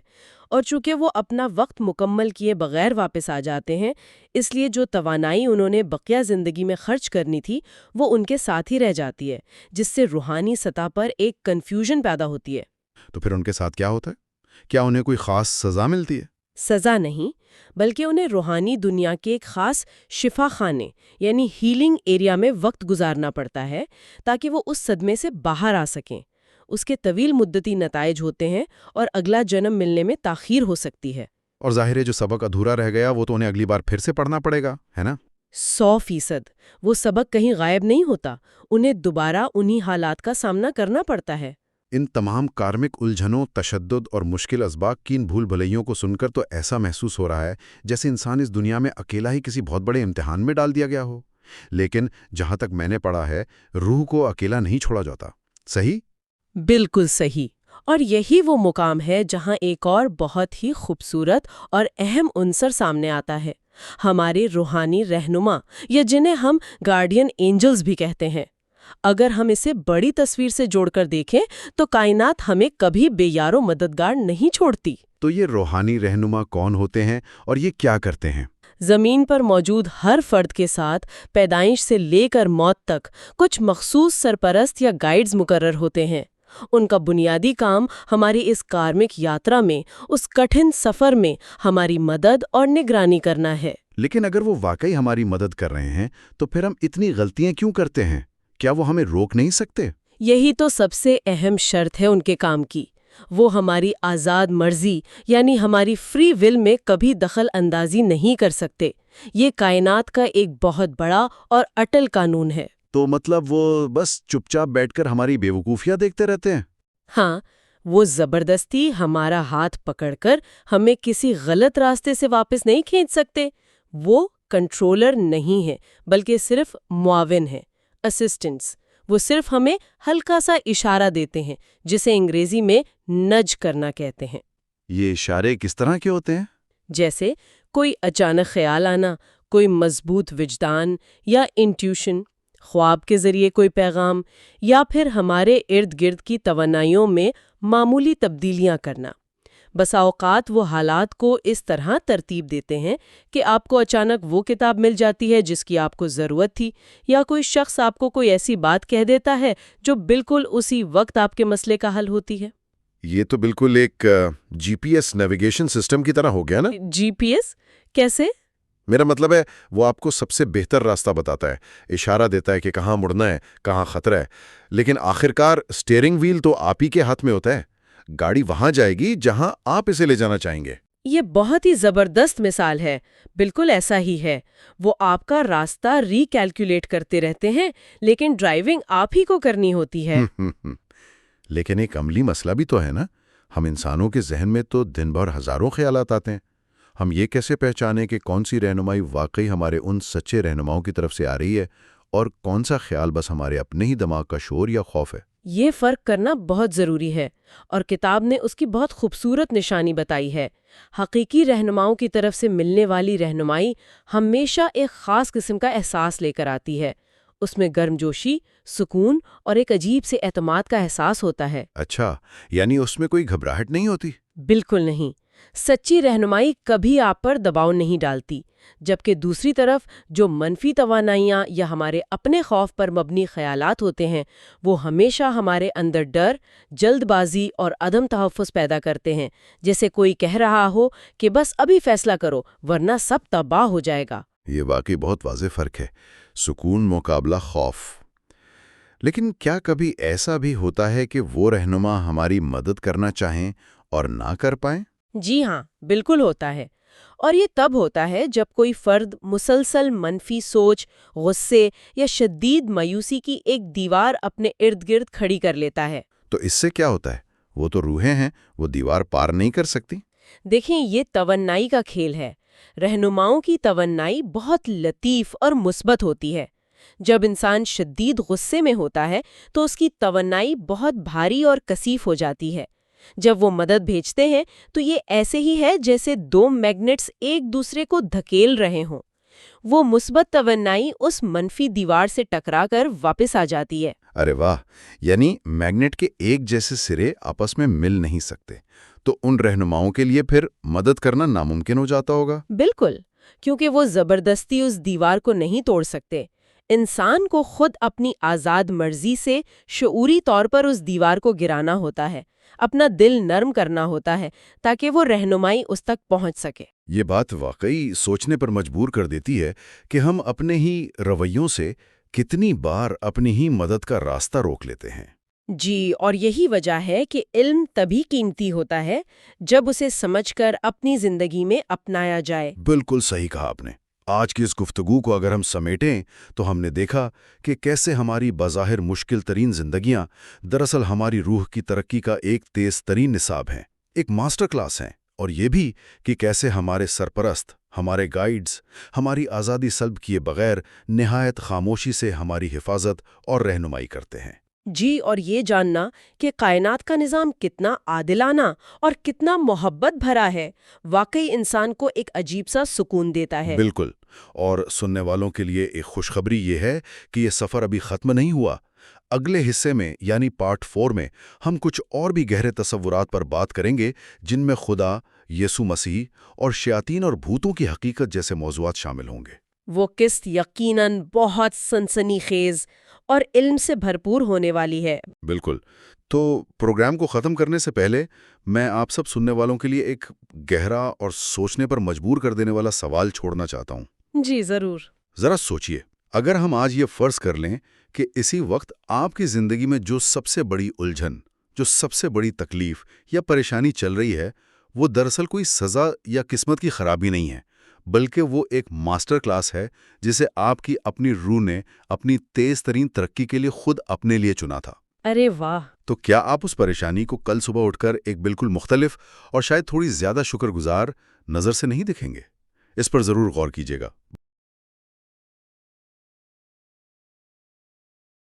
اب ہم ان موضوعات پر بات کر رہے ہیں جو روایتی عقائد کے لیے ایک بڑا چیلنج ہے۔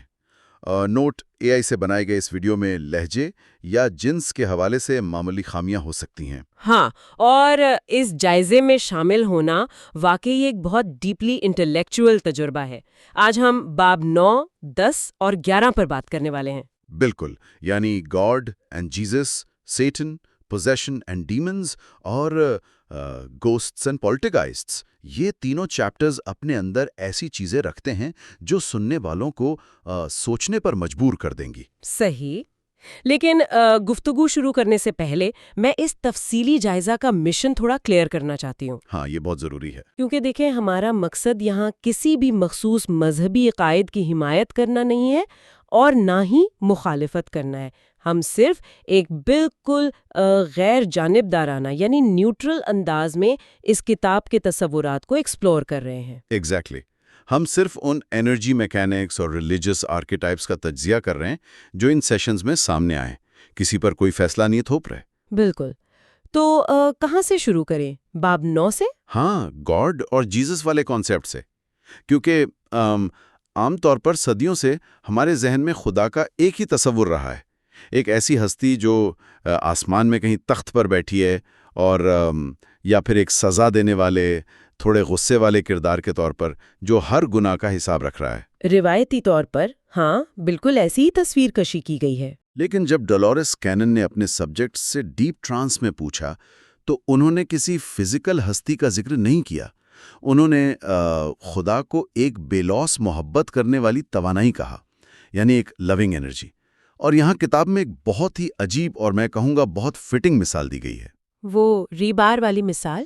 ہاں، ریبار ان کنکریٹ، یعنی خدا کو ایک ایسی اندیکھی توانائی کہا گیا ہے جو پوری کائنات کو اس طرح جوڑ کر رکھتی ہے جیسے کنکریٹ کے اندر لوہے کے سریے ہوتے ہیں۔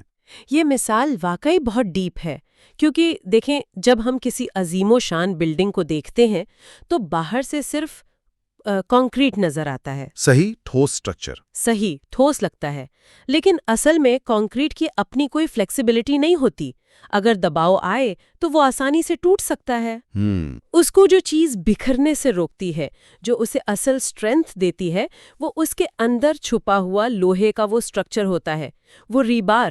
یعنی ہم باہر کی فزیکل چیزوں کو حقیقت سمجھتے ہیں جبکہ اصل طاقت وہ اندر والی اندیکھی انرجی ہے۔ ایگزیکٹلی کتاب کہتی ہے کہ کائنات کا ہر ذرہ، چاہے وہ کوئی پلانٹ ہو یا ایک چھوٹا سا کیڑا یا انسان، وہ سب کنکریٹ ہے، اور ان کے اندر جو توانائی دوڑ رہی ہے، جو سب کچھ ہولڈ کیے ہوئے ہے، وہ ڈیوائن انرجی ہے، وہ خدا ہے۔ لیکن یہاں میرا ایک سوال ہے، اگر خدا صرف ایک توانائی ہے جیسے گریوٹی یا الیکٹریسٹی ہوتی ہے تو پھر کتاب اسے لونگ انرجی کیوں کہتی ہے؟ پیار تو ایک انسانی جذبہ ہے نا؟ یہ بہت اچھا پوائنٹ ہے۔ دیکھیں کتاب جس محبت کی بات کر رہی ہے وہ ہماری ہیومن یا رومانٹک محبت نہیں ہے۔ اچھا، یہاں لو کو کائنات کی سب سے اعلیٰ فریکوینسی کے طور پر ڈسکرائب کیا گیا ہے، ایک ایسی پیور بائنڈنگ فریکوینسی جو بغیر کسی شرط کے ہر چیز کو ایگزسٹ کرنے کی اجازت دیتی ہے۔ یعنی انکنڈیشنل ایکسیپٹنس۔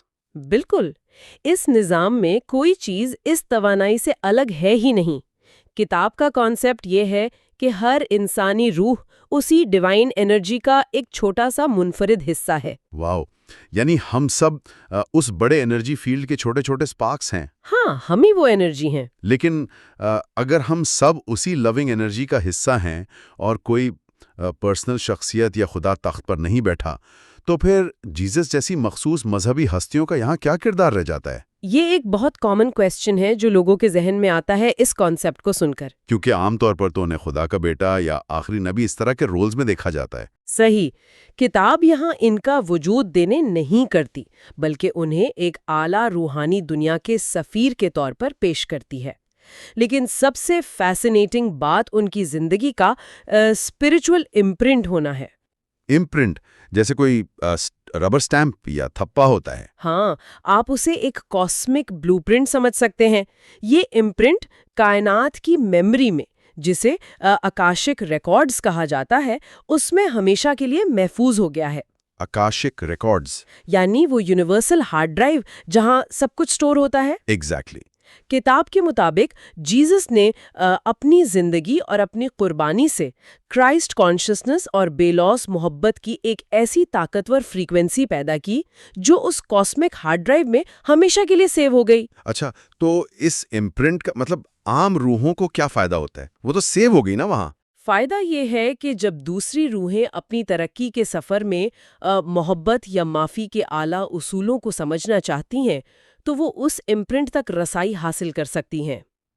یعنی اس فریکوینسی کو ٹیپ ان کر سکتی ہیں۔ ہاں، یہ بالکل ایسا ہے کہ ایک ماسٹر میوزیشین نے ایک پرفیکٹ سمفنی کمپوز کر کے لائبریری میں رکھ دی ہو۔ اب کوئی بھی نیا سیکھنے والا اس سمفنی کو سن کر اپنے اندر اسی درجے کی پرفیکشن لا سکتا ہے۔ جیزس کی لائف انرجی ایسی ہی ایک مثال بن گئی جو روحوں کو الائن ہونا سکھاتی ہے۔ یہ بہت خوبصورت ایکسپلینیشن ہے ماسٹر سمفنی کی۔ لیکن اب تھوڑا پیوٹ کرتے ہیں۔ ضرور۔ اگر پوری فاؤنڈیشن صرف محبت پر کھڑی ہے اور کائنات کی ہر چیز ڈیوائن انرجی کا حصہ ہے تو پھر یہ برائی کہاں سے آ گئی؟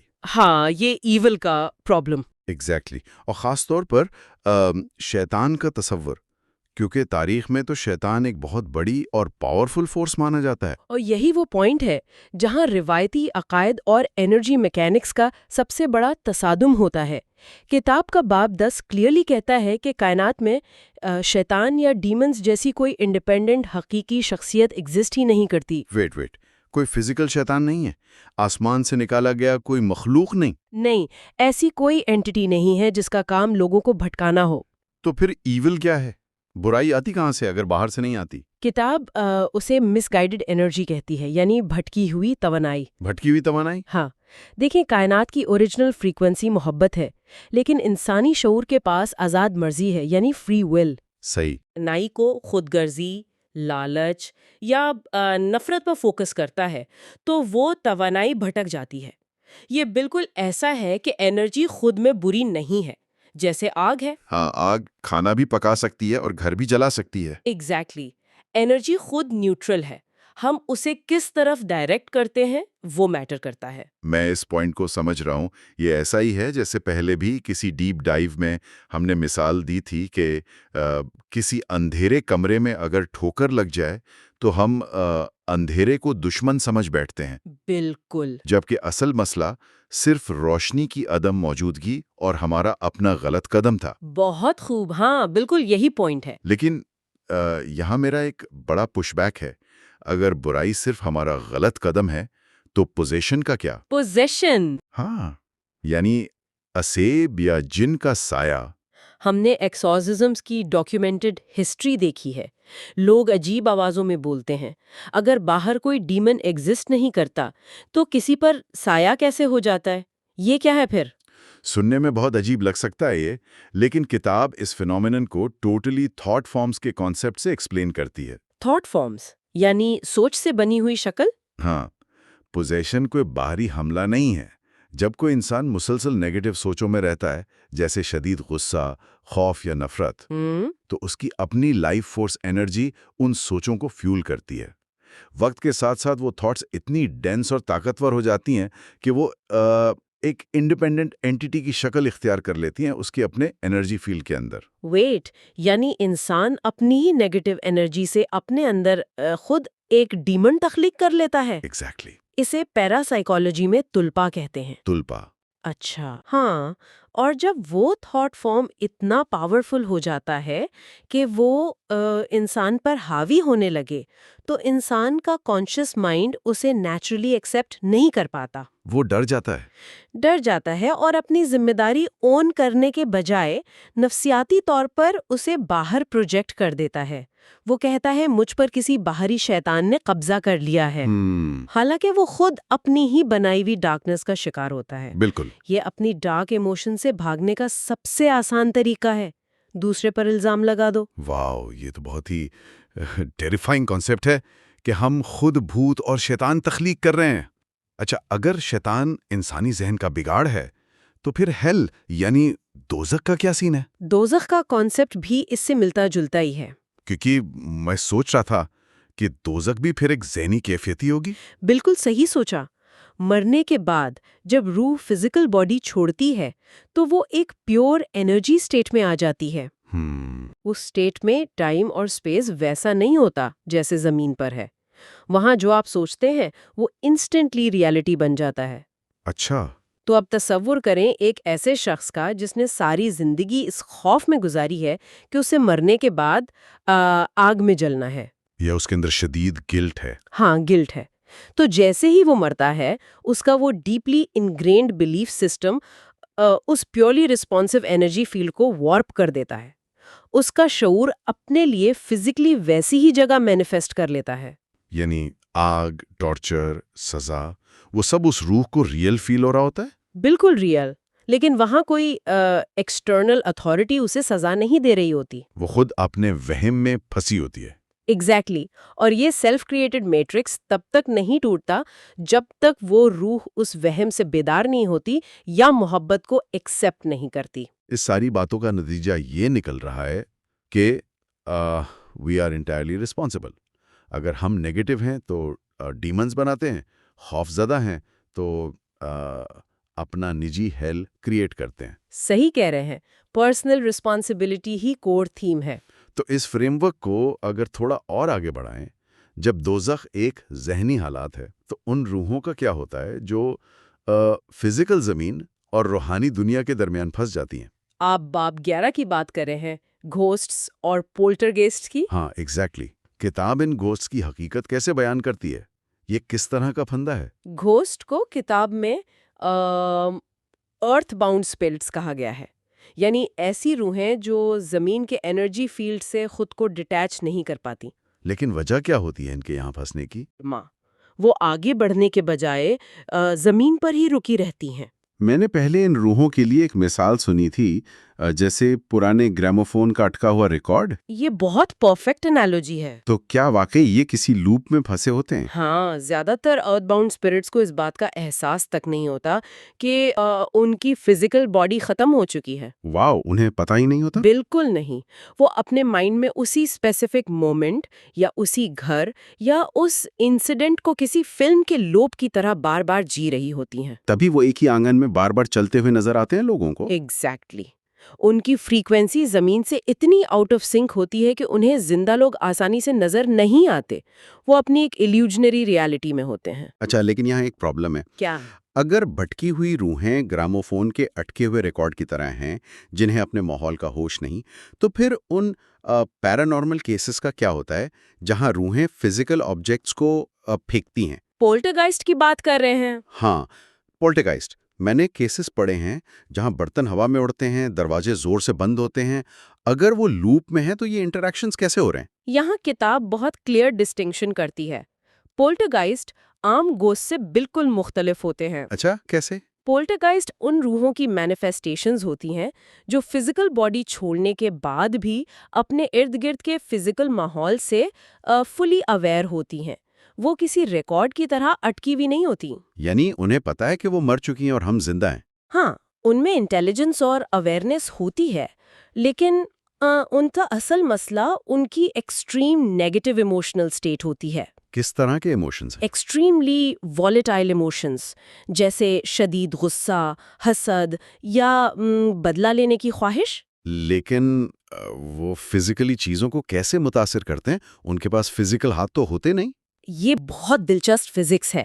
ہم نے شروع میں بات کی تھی نا کہ ہر چیز انرجی ہے۔ ہاں، میٹر بھی سالڈ نہیں ہے، بس وائبریٹنگ انرجی ہے۔ ایگزیکٹلی۔ جب کسی روح کے پاس اتنی intensely concentrated negative emotional energy ہوتی ہے تو وہ اس جذباتی توانائی کو کائنیٹک انرجی میں کنورٹ کر لیتی ہے۔ اوہ واو، یعنی غصے کو فزیکل طاقت میں بدل لیتی ہے۔ بالکل، وہ اس انرجی ویو سے ڈینس فزیکل میٹر کی فریکوینسی کو ڈسرپٹ کرتی ہے، جس کا نتیجہ یہ ہوتا ہے کہ کوئی بھاری چیز اچانک ہوا میں اڑنے لگتی ہے۔ یہ پریکٹیکلی ایسا ہے جیسے ساؤنڈ ویو سے شیشہ ٹوٹ جاتا ہے۔ صحیح مثال ہے۔ فریکوینسی اتنی انٹینس ہوتی ہے کہ میٹر اسے رسپونڈ کرتا ہے، اور ان کا مقصد اکثر صرف زندہ لوگوں کی توجہ حاصل کرنا ہوتا ہے۔ توجہ کیوں؟ کیونکہ وہ مزربل ہوتے ہیں۔ کتاب کہتی ہے کہ بعض اوقات تو یہ صرف اپنی دل لگی یعنی امیوزمنٹ کے لیے زندہ لوگوں کو ڈراتے ہیں۔ انہیں لوگوں کو ڈرتا ہوا دیکھ کر تسکین ملتی ہے۔ یہ تو بہت عجیب اور ٹیریفائنگ بات ہے۔ لیکن ان سب میں زندہ لوگوں کا کیا کردار ہوتا ہے؟ میرا مطلب ہے، کیا ہم زندہ لوگ کسی انجانے طریقے سے کسی روح کو زمین پر روکے رکھنے کا سبب بن سکتے ہیں؟ یہی کتاب کا سب سے ڈیپلی ٹچنگ پوائنٹ ہے۔ زندہ لوگوں کا حد سے زیادہ غم، جسے کتاب ایکسیسو گریونگ کہتی ہے، وہ کسی بھی روح کے لیے ایک بہت بڑا ٹریپ بن سکتا ہے۔ ٹریپ؟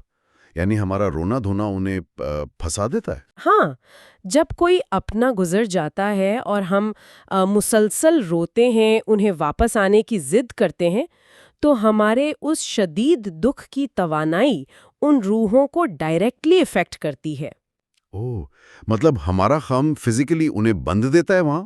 ایک انرجی کارڈ بن جاتی ہے دونوں کے درمیان۔ وہ روحیں آگے ہائر ڈائمینشنز یعنی لائٹ کی طرف جانا چاہتی ہیں، لیکن انہیں محسوس ہوتا ہے کہ زمین پر ان کے پیارے تکلیف میں ہیں۔ یہ گلٹ اور پیار انہیں اسی ارتھ انرجی فیلڈ میں اینکر کر دیتا ہے۔ وہ پھنس جاتے ہیں۔ بالکل، اسی لیے موت کے بعد لیٹنگ گو یعنی آزاد کرنا بہت ضروری ہوتا ہے۔ ہمیں اپنے دکھ کو پروسیس کرنا ہوتا ہے تاکہ ان کی توانائی اپنے سفر پر آگے بڑھ سکے۔ واو، یہ پورا سفر جو آج ہم نے اس ڈیپ ڈائیو میں طے کیا ہے، واقعی نظریہ بالکل بدل دینے والا ہے۔ اگر اس کو تھوڑا سمرائز کریں تو صدیوں سے چلی آ رہی فیئر بیسڈ کنڈیشننگ، جس میں غصے والا خدا سزا دینے کو تیار بیٹھا ہے، ہاں، اور شیطان بھٹکانے پر مامور ہے، یہ سب صرف ہماری اپنی ناسمجھی اور بھٹکی ہوئی انرجی کا نتیجہ تھا۔ بالکل۔ اس یونیورس کی کور فاؤنڈیشن صرف بے لوث محبت ہے، برائی انڈیپینڈنٹ شخصیت نہیں، ہماری ہی بھٹکی ہوئی توانائی ہے۔ ہم خود ڈیمن بناتے ہیں، خود اپنا دوزخ کریٹ کرتے ہیں۔ اور دیکھیں اسی میں اصل آزادی بھی چھپی ہے۔ اگر انسان اپنا دوزخ خود تخلیق کر رہا ہے تو اس کا مطلب ہے کہ اس کے پاس اسے تبدیل کرنے، اپنی انرجی کو ہیل کرنے کی اتھارٹی بھی پوری طرح موجود ہے۔ صحیح، کائنات ایک لرننگ میکینزم ہے، سزا کا سسٹم نہیں۔ صحیح کہا آپ نے۔ اور لرننگ کا یہ سلسلہ ابھی ختم نہیں ہوا۔ In part 5 we will look at how we plan our lives before we are even born in planning and preparation and the general counsel۔ Part 5 میں ہم دیکھیں گے کہ ہم پیدا ہونے سے پہلے ہی اپنی زندگی کی منصوبہ بندی کیسے کرتے ہیں، جس پر پلاننگ اینڈ پریپریشن اور دا جنرل کاؤنسل کے بابوں میں بات کی جائے گی۔ ہاں، وہ بہت انٹرسٹنگ حصہ ہونے والا ہے۔ بالکل۔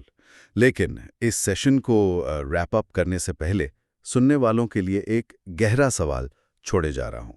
اگر برائی صرف ہماری اپنی ہی بھٹکی ہوئی توانائی ہے اور دوزخ صرف ہمارے اپنے خوف کا نتیجہ ہے، تو کیا اس کا مطلب یہ نہیں کہ انسان خود ہی اپنے سب سے بڑا دشمن ہے اور خود ہی اپنے سب سے بڑا نجات دہندہ بھی؟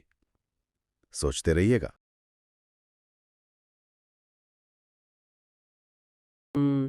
آج کی ہماری گفتگو ڈولورس کینن کی کتاب کے باب نمبر 12 یعنی منصوبہ بندی اور تیاری، اور باب نمبر 13 دی جنرل کاؤنسل کے گہرے مطالعے پر مبنی ہے۔ بالکل۔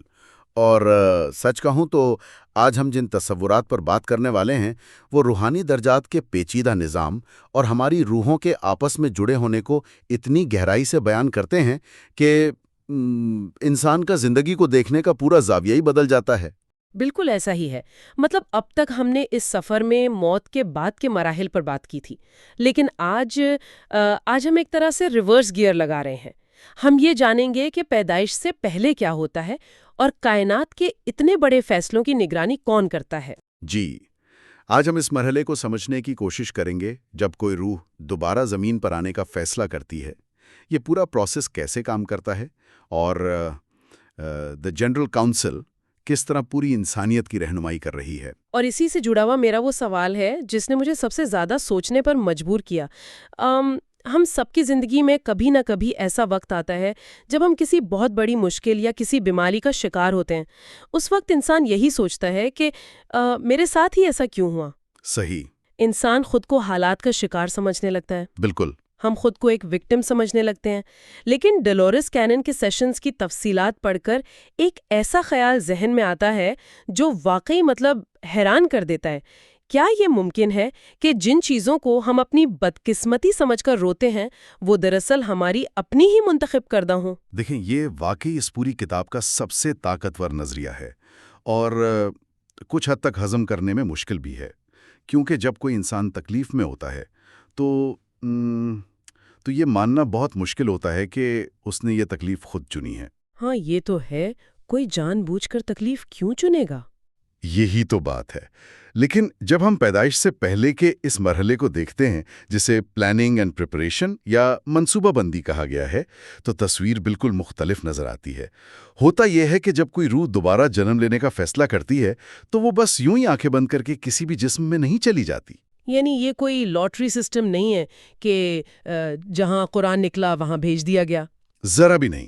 یہ ایک انتہائی پیچیدہ اور باریک بین عمل ہے۔ روحیں باقاعدہ اپنے مستقبل کے والدین، اپنے بہن بھائیوں اور اپنے ارد گرد کے ماحول کا بہت گہرا مطالعہ کرتی ہیں۔ وہ مختلف ٹائم لائنز کو دیکھتی ہیں۔ اچھا، وہ باقاعدہ یہ سب چیک کرتے ہیں؟ جی بالکل۔ وہ دیکھتی ہیں کہ اگر میں اس مخصوص خاندان میں جاؤں گی تو مجھے کیا مواقع ملیں گے، کیا میں اس گھرانے میں رہ کر وہ سبق سیکھ پاؤں گا جو میری روحانی ترقی کے لیے ضروری ہیں، اور اس میں پچھلی زندگیوں کے کارمک کنیکشنز کا بھی بہت بڑا ہاتھ ہوتا ہے۔ تھوڑا سا اس کارمک کنیکشن والی بات کو کھولیں۔ کیا وہ اپنے پرانے حساب کتاب برابر کرنے کے لیے مخصوص رشتوں کا انتخاب کرتی ہیں؟ اسے حساب کتاب کے بجائے ہم ادھورے اسباق کہہ سکتے ہیں۔ مثال کے طور پر اگر پچھلی کسی زندگی میں دو روحوں کے درمیان کوئی بہت شدید تنازع رہا ہو تو ممکن ہے کہ وہ اس جنم میں ماں اور بیٹی بن کر آئیں یا پھر دو سگے بھائی بن کر آئیں، تاکہ انہیں ایک دوسرے کے ساتھ رہنا پڑے؟ بالکل، تاکہ انہیں ایک دوسرے کو برداشت کرنا پڑے اور وہ معافی یا محبت کا وہ سبق سیکھ سکیں جو پچھلی بار ادھورا رہ گیا تھا۔ وہ باقاعدہ ایک مبصر بن کر پیدائش سے پہلے اس خاندان کی انرجی کا جائزہ لیتی ہیں۔ یہ بات سن کر مجھے وہ مثال یاد آ رہی ہے کہ جیسے کوئی بہت منجھا ہوا تھیٹر کا اداکار ہو، وہ سٹیج پر جانے سے پہلے صرف اپنے ڈائیلاگ یاد نہیں کرتا، صحیح؟ وہ پورا ماحول دیکھتا ہے۔ بالکل۔ وہ دیکھتا ہے کہ میرے ساتھی اداکار کون ہیں، ان کی ٹائمنگ کیا ہے، سٹیج پر لائٹس کہاں سے پڑ رہی ہیں اور کون سے سین میں کیسا موڈ ہوگا۔ روح بھی بالکل یہی کر رہی ہے۔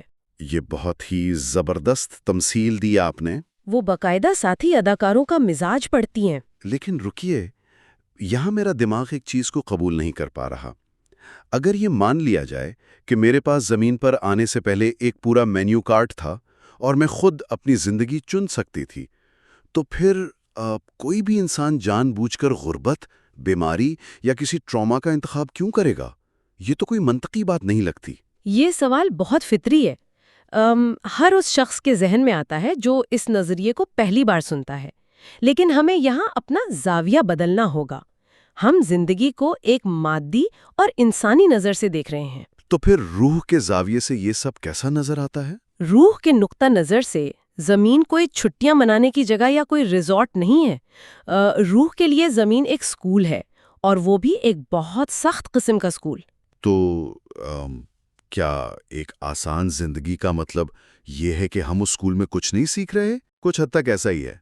اگر ایک زندگی میں سب کچھ پرفیکٹ ہے، کوئی چیلنج نہیں ہے، کوئی دکھ نہیں ہے، تو روح کے سیکھنے کا عمل بہت سست ہو جاتا ہے۔ روحانی ارتقاء کے لیے تھوڑی رگڑ درکار ہوتی ہے۔ جیسے ہیرے کو بننے کے لیے شدید دباؤ کی ضرورت ہوتی ہے۔ بالکل صحیح کہا آپ نے۔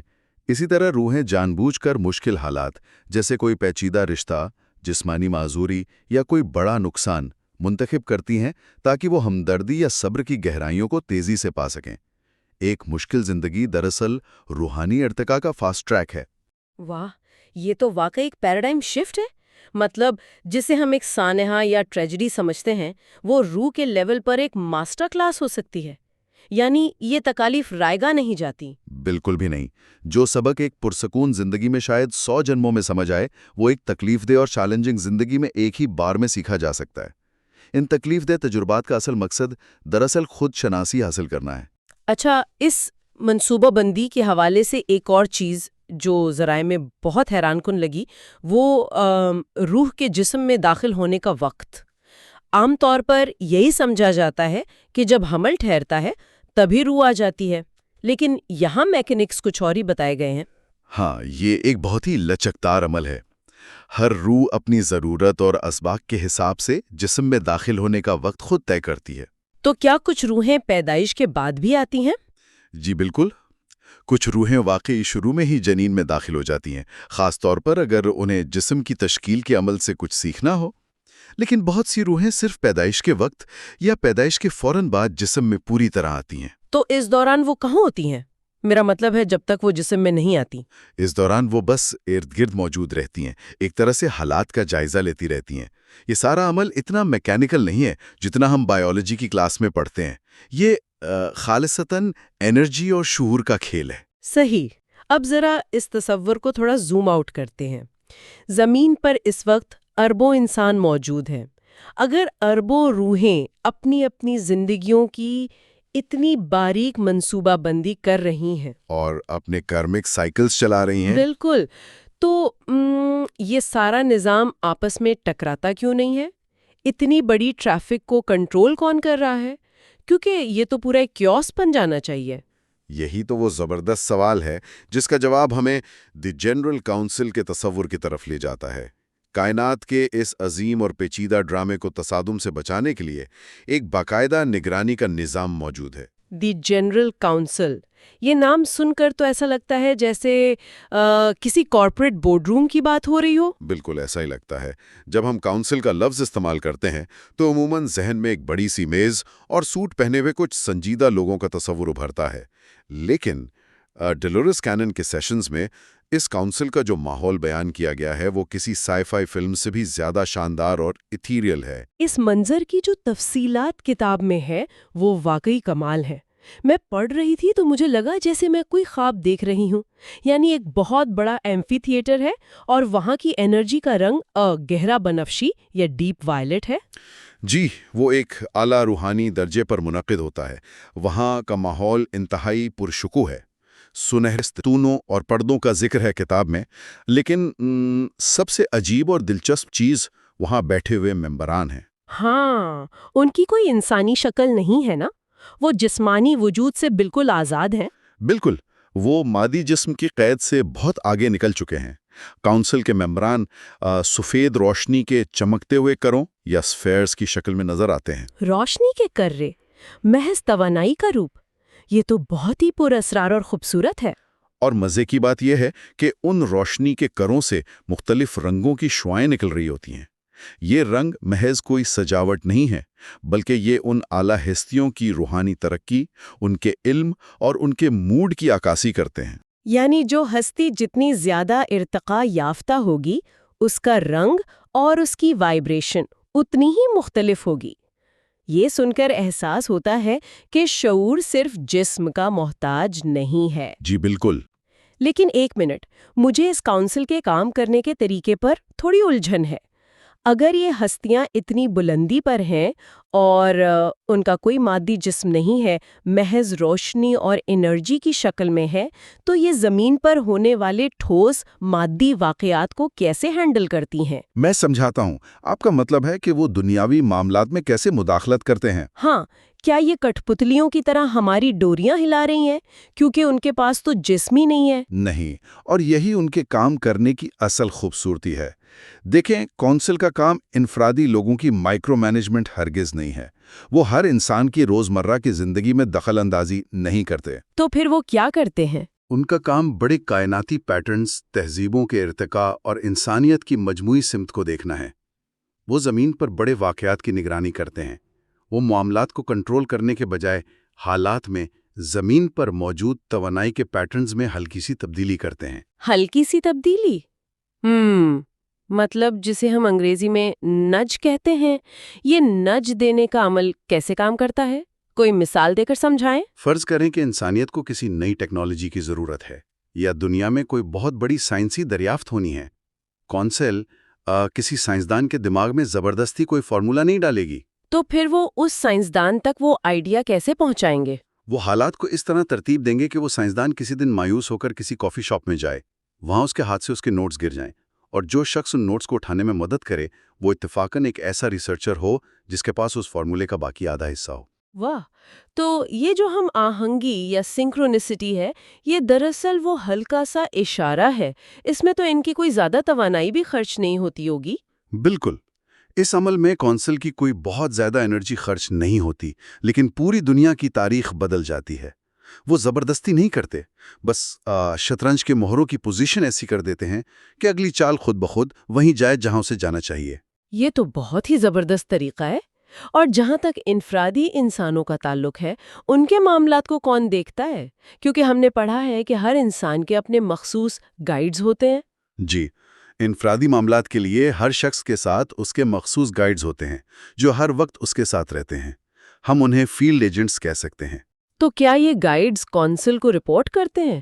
ان کا آپس میں کیا کنیکشن ہے؟ بالکل، یہ گائیڈز اور ان اعلیٰ کونسل ممبران کے درمیان باقاعدہ رابطہ اور تعاون ہوتا ہے۔ کونسل کے ممبران دراصل ایک درمیانی کڑی کے طور پر کام کرتے ہیں۔ درمیانی کڑی سے کیا مراد ہے؟ مراد یہ ہے کہ وہ مزید اعلیٰ روحانی درجات سے بھی رابطہ کر سکتے ہیں، یعنی اپنے سے اوپر موجود خالص انرجی سورسز سے، اور ضرورت پڑنے پر نچلے درجات کی طرف بھی جا کر گائیڈز کی مدد کر سکتے ہیں تاکہ انفرادی اعمال اور وسیع تر کارمک مقاصد میں توازن برقرار رہے۔ صحیح۔ کونسل کے اس کردار سے تو یہی ظاہر ہوتا ہے کہ کائنات میں تنہائی یا علیحدگی کا کوئی تصور نہیں ہے، مطلب ہر چیز، ہر روح ایک دوسرے سے جڑی ہوئی ہے۔ جی، یہ ایک مکمل اور مربوط نیٹ ورک ہے۔ اسی جڑے ہونے کے حوالے سے مجھے ماخذ میں موجود وہ ایک انتہائی اہم تمثیل یاد آ رہی ہے جس نے مجھے واقعی بہت متاثر کیا۔ وہ جو الٹے پیرامڈ یا انورٹڈ پیرامڈ کی مثال دی گئی ہے۔ ہاں، وہ الٹے پیرامڈ کا تصور بہت ہی گہرا ہے۔ عموماً جب ہم کسی بھی ہائرارکی یا نظام کے بارے میں سوچتے ہیں تو ایک سیدھے پیرامڈ کا خیال آتا ہے، جس کی بنیاد بہت چوڑی ہوتی ہے، جس میں ہم جیسے عام لوگ آتے ہیں، اور پھر وہ اوپر جاتے جاتے ایک تنگ نقطے پر ختم ہو جاتا ہے جہاں کوئی ایک باس یا خدا بیٹھا ہوتا ہے۔ لیکن اس روحانی نظام کی جیومیٹری بالکل الٹی بتائی گئی ہے۔ بالکل، اس میں خدا سب سے اوپر ایک لامحدودیت کی علامت کے طور پر چوڑی بنیاد کی صورت میں ہے، اور انسانیت سب سے نیچے اس اہرام کے تنگ نقطے پر ہے۔ اس کا اصل مطلب کیا ہے؟ اس کا مطلب یہ ہے کہ جب ہم اس مادی دنیا میں ہوتے ہیں تو ہماری حالت اس تنگ نقطے جیسی ہوتی ہے۔ ہم زمان و مکان یعنی ٹائم اور سپیس کی قید میں ہوتے ہیں۔ ہماری توانائیاں ایک بہت ہی محدود جگہ پر قید ہوتی ہیں۔ یعنی ہم بہت ریسٹرکٹڈ ہوتے ہیں۔ بالکل، لیکن جیسے جیسے کوئی انسان ارتقاء کے منازل طے کر کے اس اہرام میں اوپر کی طرف سفر کرتا ہے، وہ نقطہ چوڑا ہونا شروع ہو جاتا ہے۔ ماہرین بتاتے ہیں کہ وہ مادی کم اور روحانی زیادہ ہوتا جاتا ہے۔ اور پھر جب وہ سب سے اوپر پہنچتا ہے تو وہ ایک لامحدودیت میں مل جاتا ہے۔ خدا کوئی ایک نقطہ نہیں ہے، وہ تو سب سے زیادہ پھیلا ہوا لامحدود سورس ہے۔ اوپر جانے کا مطلب ہے زیادہ آزادی اور زیادہ وسعت۔ یہ بات سن کر محسوس ہوتا ہے کہ ہم جتنا اس دنیا کے مادی الجھنوں میں پھنستے ہیں، ہم خود کو اتنا ہی اس اہرام کے نچلے اور تنگ حصے میں قید کر رہے ہوتے ہیں۔ جی، اور کائنات خالی نہیں ہے۔ یہ متحرک رنگوں اور تھرتھراہٹ یا وائبریشن سے بھری ہوئی ہے جو تمام مادے کو آپس میں جوڑتی ہے۔ واقعی؟ لیکن اب یہاں ہم اس گفتگو کے سب سے اہم اور شاید سب سے مشکل موڑ پر آتے ہیں۔ ہم نے اب تک بات کی کہ پیدائش سے پہلے ہم ایک چیز کی منصوبہ بندی کرتے ہیں، کاؤنسل ہماری نگرانی کر رہی ہے، ہمارے ساتھ گائیڈز چل رہے ہیں۔ صحیح۔ یہ سب سن کر تو کسی کو بھی یہ گمان ہو سکتا ہے کہ شاید ہم محض کٹپتلیاں، ہم بس ایک لکھے ہوئے اسکرپٹ پر چل رہے۔ تو کیا واقعی ہم مجبور محض ہیں؟ کیا ہماری اپنی کوئی مرضی نہیں ہے؟ اور یہی وہ مقام ہے جہاں یہ سارا فلسفہ اپنا سب سے بڑا معمہ حل کرتا ہے۔ ان تمام تر منصوبہ بندیوں کے باوجود حقیقت اس کے بالکل برعکس ہے۔ اس کائنات کا سب سے بڑا قانون آزاد مرضی یا فری ول ہے۔ تو مطلب کتاب میں آزاد مرضی کو تسلیم کیا گیا ہے؟ جی بالکل، کتاب واضح کرتی ہے کہ آپ واقعی اپنی قسمت اور تقدیر کے خود مالک ہیں۔ زندگی کے منصوبے چاہے کتنی ہی باریک بینی سے بنائے گئے ہوں، زمین پر آنے کے بعد انسان کے پاس یہ آزاد مرضی ہوتی ہے کہ وہ اپنے راستے سے ہٹ کر فیصلے کرے۔ ذرا ٹھہریں، یہاں مجھے ایک سوال پوچھنا ہے۔ اگر کوئی بھی شخص زمین پر آ کر اپنی آزاد مرضی سے پورا منصوبہ بدل سکتا ہے، ایسے فیصلے کر سکتا ہے جن کے نتائج بالکل غیر متوقع ہوں، تو پھر پیدائش سے پہلے کی جانے والی اس طویل منصوبہ بندی اور تیاری کا کیا فائدہ ہوا؟ پھر تو ساری محنت ضائع ہو گئی نا؟ یہ ایک بہت ہی زبردست سوال ہے، لیکن آزاد مرضی کا مطلب یہ نہیں کہ سب کچھ بدل جائے گا اور کائنات میں کوئی ڈسپلن نہیں رہے گا۔ ہم اسے ایک مثال سے سمجھ سکتے ہیں۔ جی ضرور بتائیں۔ فرض کریں منصوبہ بندی دراصل ایک کلاس روم تیار کرتی ہے اور چیلنجز طے کرتی ہے۔ وہ کلاس روم، وہ ماحول، وہ ٹیسٹ پیپر، یہ سب آپ کی وہ پلاننگ تھی جو پیدائش کے پہلے ہوئی۔ لیکن اب اس کلاس روم کے اندر طالب علم یعنی انسان کیسا برتاؤ کرے گا، مطلب وہ پرچہ کیسے حل کرے گا، یہ اس کے ہاتھ میں ہے؟ بالکل، وہ ان چیلنجز پر کیسا رد عمل دے گا، کیا وہ ہمت ہار جائے گا یا ڈٹ کر مقابلہ کرے گا، یہ اس کی آزاد مرضی پر منحصر ہے۔ اسی لیے ہر انسان اپنے تجربات کا خود ذمہ دار ہے۔ حالات آپ کو دیے جاتے ہیں، لیکن ان کا سامنا کیسے کرنا ہے یہ آپ کے ہاتھ میں ہے۔ اچھا، یعنی اسٹیج اور ساتھی اداکار تو وہی رہیں گے، لیکن ڈائیلاگ کیسے بولنے ہیں اور سین میں کتنی جان ڈالنی ہے یہ میرے ہاتھ میں ہے۔ لیکن اگر میں اپنی آزاد مرضی سے کوئی بالکل ہی غلط راستہ چن لوں تو کیا مجھے کوئی روکے گا نہیں؟ یہاں کتاب کے مطابق ایک بہت دلچسپ قانون موجود ہے۔ وہ زبردستی کبھی نہیں روکیں گے، لیکن اگر کسی چیز کا ہونا کائنات کے وسیع تر منصوبے کے لیے انتہائی ضروری ثابت ہو چکا ہے، یعنی اگر وہ نیڈفل ہے تو وہ ہو کر رہے گی۔ یعنی کچھ چیزیں مینڈیٹری ہوتی ہیں۔ بالکل، کائنات اس کے لیے کوئی نہ کوئی راستہ نکال لے گی، لیکن اس منزل تک پہنچنے کے لیے آپ کون سا راستہ چنتے ہیں، وہ سیدھا ہوگا یا تکلیف دہ، یہ آپ کی آزاد مرضی طے کرتی ہے۔ یہ سب جاننے کے بعد واقعی احساس ہوتا ہے کہ ہم اس دنیا میں بے بس نہیں ہیں۔ اگر ہم اس ساری گفتگو کے نچوڑ کی بات کریں اور اسے اپنے سننے والوں کے لیے عملی زندگی سے جوڑیں تو اس کا سیدھا سا مطلب یہ ہے کہ دنیا میں ہونے والی اتھل پھتل اور ذاتی زندگی کی مشکلات کو مایوسی کے بجائے ایک وسیع تر منصوبے کے طور پر دیکھا جا سکتا ہے۔ بالکل صحیح، ہم انہیں سیکھنے کے موقع کے طور پر دیکھ سکتے ہیں۔ زندگی کے ہر تجربے کے پیچھے ہماری اپنی روحانی ترقی کا راز چھپا ہے۔ یہ واقعی ہمیں ایک عجیب سا سکون بھی دیتا ہے اور ایک ذمہ داری کا احساس بھی۔ خیر، ہمارے آخری حصے میں ہم امپرنٹنگ، واک-انز اور زمین پر حتمی ریٹرن ٹرپ کے اثرات پر بات کریں گے۔ وہ نشست بھی یقیناً بہت دلچسپ ہونے والی ہے۔ بالکل، لیکن آج کی اس نشست کے اختتام پر میں ایک ایسا خیال چھوڑنا چاہتی ہوں جس پر ہم سب مزید غور کر سکیں۔ ہم نے بات کی کہ کونسل کی وہ اعلیٰ روحانی ہستیاں محض توانائی کے چمکتے ہوئے کرے ہیں جن کے رنگ ان کے جذباتی اور روحانی ارتقاء کو ظاہر کرتے ہیں۔ جی، ان کے رنگ ان کی نیتوں کو دکھاتے ہیں۔ تو ذرا سوچیں، اگر آج ہم جس طرح اپنی یہ منصوبہ بند زندگی گزار رہے ہیں، ہمارے اعمال اور نیتوں کی بنیاد پر اس وقت ہماری روح کے کرے کا رنگ کیا ہوگا؟ کیا وہ کسی روشن رنگ سے چمک رہا ہوگا یا اس میں کوئی دھندلا پن ہوگا؟ یہ ایک ایسا سوال ہے جو انسان کو اپنے روزمرہ کے فیصلوں پر نظر ثانی کرنے کی دعوت دیتا ہے۔ سوچتے رہیے گا۔ اس ڈیپ ڈائیو کا مقصد کتاب کے آخری 3 اہم تصورات کو سمجھنا ہے۔ امپرنٹنگ یعنی تجربات کا نقش، واک-انز یعنی روح کا تبادلہ، اور دی ریٹرن ٹرپ یعنی واپسی کا سفر۔ چلیے اس کو کھولتے ہیں۔ اور ضرور، اور معلومات بغیر کسی تعصب کے ہپنوٹک ریگریشن کے ذریعے جمع کی گئی ہیں، یعنی خواب آور حالات میں ماضی کا سفر سے۔ ہاں، اور یہ سب جاننا آخر ضروری کیوں ہے؟ مطلب سننے والوں کو اس سے کیا فائدہ ہوگا؟ دیکھیں، یہ اس لیے اہم ہے کیونکہ یہ زندگی کی مشکلات کو دیکھنے کا ایک بالکل نیا اور وسیع نظریہ فراہم کرتے ہیں۔ مطلب دکھ، تکلیف، یہ سب مختلف دکھائی دیتے ہیں جب پردے کے پیچھے کا نظام سمجھ آ جائے۔ رائٹ، ایک انسان کو ایسا محسوس نہیں ہوتا کہ وہ کسی نامعلوم قسمت کا شکار ہے۔ ایگزیکٹلی، وہ اپنی زندگی کے مقصد کا خود مختار تخلیق کار بن جاتا ہے۔ اچھا، تو اس بامقصد سفر کا آغاز پہلے تصور سے کرتے ہیں جسے کتاب میں امپرنٹنگ کہا گیا ہے۔ اگر اس کی آسان لفظوں میں تعریف کی جائے تو یہ ایک ایسی صلاحیت ہے جہاں روحیں اکاشک ریکارڈ سے تجربات اور معلومات حاصل کرتی ہیں بغیر ان زندگیوں کو حقیقت میں جئیں۔ اور اکاشک ریکارڈز کو ہم کائنات کی ایک عظیم کلاؤڈ اسٹوریج سمجھ سکتے ہیں۔ ہاں، جیسے ایک روحانی لائبریری جہاں گزری ہوئی ہر زندگی کا مکمل ڈیٹا محفوظ ہوتا ہے۔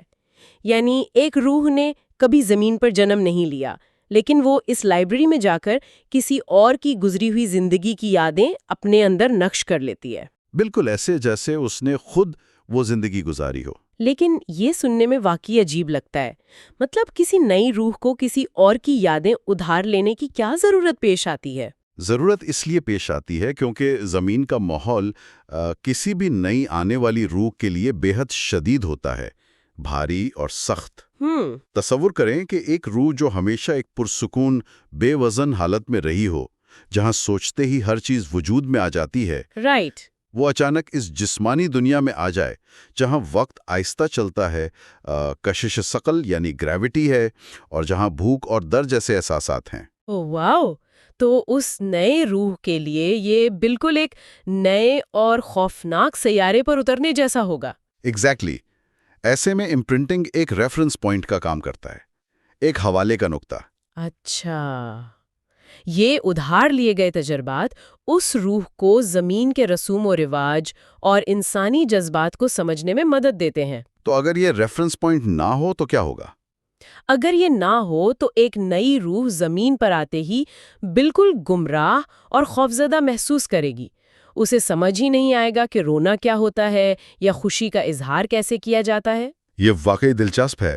مطلب یہ تو بالکل دی میٹرکس مووی جیسا لگتا ہے نا؟ ہاں، بالکل دی میٹرکس کی طرح۔ جہاں کردار اپنے دماغ میں ڈائریکٹلی نئے سکلز ڈاؤن لوڈ کر لیتے ہیں، جیسے ہیلی کاپٹر چلانا، تاکہ پہلی فلائٹ میں انہیں پریشانی نہ ہو۔ صحیح مثال دی آپ نے، لیکن یہاں ایک منطقی سوال پیدا ہوتا ہے۔ اکثر ہم سنتے ہیں کہ مختلف لوگوں نے ہپنوسس کے دوران دعویٰ کیا کہ وہ پچھلی زندگی میں کلیوپیٹرا تھے یا نیپولین تھے۔ یہ بہت عام سوال ہے۔ اب منطقی طور پر ایک ہی وقت میں دنیا میں موجود 10 لوگ کلیوپیٹرا تو نہیں ہو سکتے۔ کیا یہ معلومات حاصل کرنے والوں کا دماغی فطور نہیں لگتا؟ یہاں جو بات حیران کن ہے وہ یہ ہے کہ امپرنٹنگ اس الجھن کو بہت آسانی سے سلجھاتی ہے۔ یہ کوئی فطور نہیں ہے۔ اچھا، واقعی؟ اصل میں ایک ہی وقت میں بہت سی روحیں اس ایک مشہور شخصیت کی زندگی کا امپرنٹ لے سکتی ہیں۔ جیسے ایک سافٹ ویئر کی ہزاروں کاپیاں بنائی جا سکتی ہیں۔ بالکل۔ مشہور شخصیت کی زندگیوں میں قیادت اور طاقت کے ایسے سبق ہوتے ہیں جو نئی روحوں کے لیے مفید ہوتے ہیں۔ تو جب کوئی روح زمین پر کسی اہم مقصد کے لیے آنے والی ہوتی ہے، وہ کلیوپیٹرا جیسی شخصیت کی زندگی کا ریکارڈ ڈاؤن لوڈ کر لیتی ہے، تاکہ اسے قیادت کا احساس سمجھ آ سکے۔ صحیح۔ تو جب لوگ ہپنوسس میں یہ دعویٰ کرتے ہیں تو وہ سچ بول رہے ہوتے ہیں۔ ان کے پاس واقعی وہ یادیں ہوتی ہیں، لیکن وہ امپرنٹڈ ہوتی ہیں، ادھار لی گئی ہوتی ہیں، حقیقی نہیں ہوتی۔ سمجھ گئی۔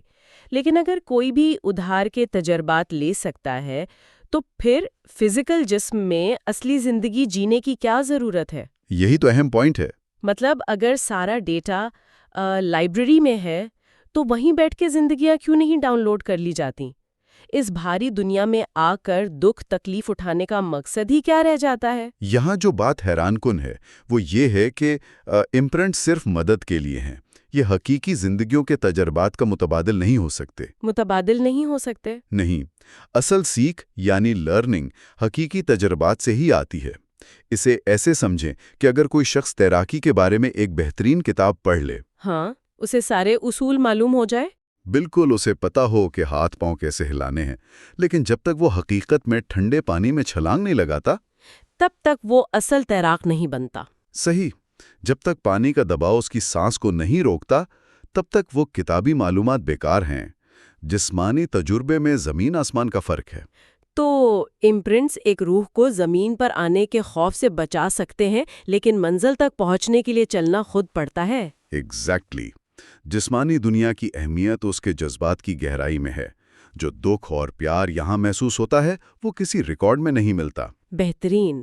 اچھا، اگر روحیں معلومات ڈاؤن لوڈ کر سکتی ہیں تو کیا ایسا بھی ہو سکتا ہے کہ کوئی روح پیدائش کے مرحلے کو پورا بائی پاس کر کے سیدھا کسی چلتے ہوئے جسم میں داخل ہو جائے؟ جی ہاں، اور یہ اس کتاب کا سب سے نایاب حصہ ہے۔ اس تصور کو واکنز کہا جاتا ہے۔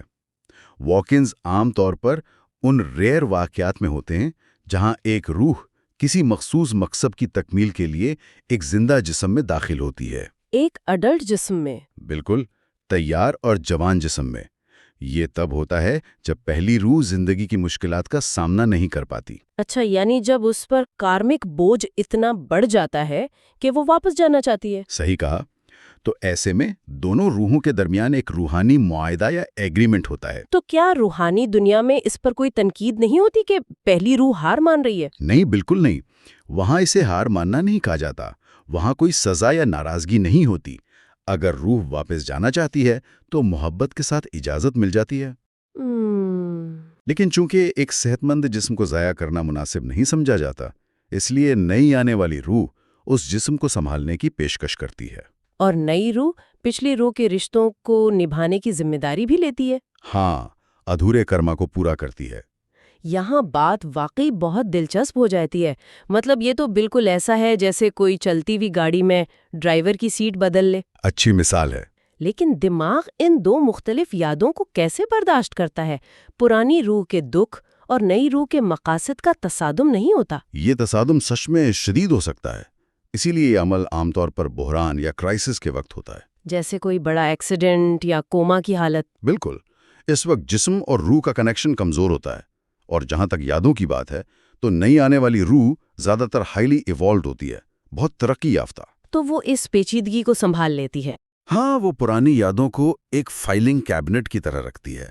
وہ انہیں استعمال کرتی ہے لوگوں کو پہچاننے کے لیے، لیکن جذباتی بوجھ کو اپنا نہیں بناتی۔ اسی لیے لوگ محسوس کرتے ہیں کہ کوما سے اٹھنے کے بعد شخصیت بدل گئی ہے۔ ایگزیکٹلی ان کی پسند، بولنے کا انداز سب بدل جاتا ہے۔ اچھا، اسی تصور سے جڑا ایک اور حساس موضوع ہے بچوں کی اچانک موت، جسے کرپ ڈیتھس کہتے ہیں۔ کیا اس بارے میں بھی کچھ بتایا گیا ہے؟ جی، یہ تجویز کیا گیا ہے کہ یہ شاید ان روحوں کا فیصلہ ہوتا ہے جو جسم میں آنے کے بعد آخری وقت میں نہ رہنے کا ارادہ کرتی ہیں۔ یہ تو ان والدین کے لیے بہت سکون کی بات ہے جو خود کو قصوروار سمجھتے ہیں۔ بالکل، روح اپنی آزاد مرضی سے واپس لوٹنے کا فیصلہ کرتی ہے، اس میں والدین کی کوئی غلطی نہیں ہوتی۔ سکون دینے والا پہلو ہے یہ۔ خیر، واکنز تو بہت ریئر ہے نا، تو عام روحوں کے زمین پر واپس آنے کا باقاعدہ عمل کیا ہے؟ اس عمل کو ڈی ریٹرن ٹرپ کہا گیا ہے۔ یہ پیدائش سے پہلے کا مرحلہ ہے جہاں روحیں ماسٹرز کے ساتھ مل کر منصوبہ بندی کرتی ہیں۔ یعنی پچھلی زندگیوں کا جائزہ لیا جاتا ہے؟ ہاں، اور اپنے کارمک مقاصد کو پورا کرنے کے لیے خاندان اور حالات کا انتخاب کرتی ہیں۔ جیسے یونیورسٹی میں لوگ اپنا سلیبس خود چنتے ہیں؟ بالکل ویسا ہی، تکلیفیں اور خوشیاں پہلے سے طے کی جاتی ہیں۔ لیکن ایک سوال ہے، آبادی کے اضافے کا کیا؟ مطلب اگر روحیں بار بار آ رہی ہیں تو نئے جسموں کے لیے اتنی ساری روحیں کہاں سے آ رہی ہیں؟ اس کے دو جوابات ہیں۔ پہلا یہ کہ کائنات میں روحیں جسموں کی نسبت کہیں زیادہ ہیں۔ اچھا، یعنی ایکسٹرا روحیں ہر وقت موجود ہیں؟ ہاں، اور دوسرا یہ کہ نئی روحیں مسلسل وجود میں آ رہی ہیں۔ تخلیق کا عمل رکا نہیں ہے۔ تو زمین پر آنے کے لیے روحوں کی باقاعدہ لائن لگی ہوتی ہے؟ بالکل، کیونکہ یہاں آ کر سیکھنا ایک بڑا اعزاز سمجھا جاتا ہے۔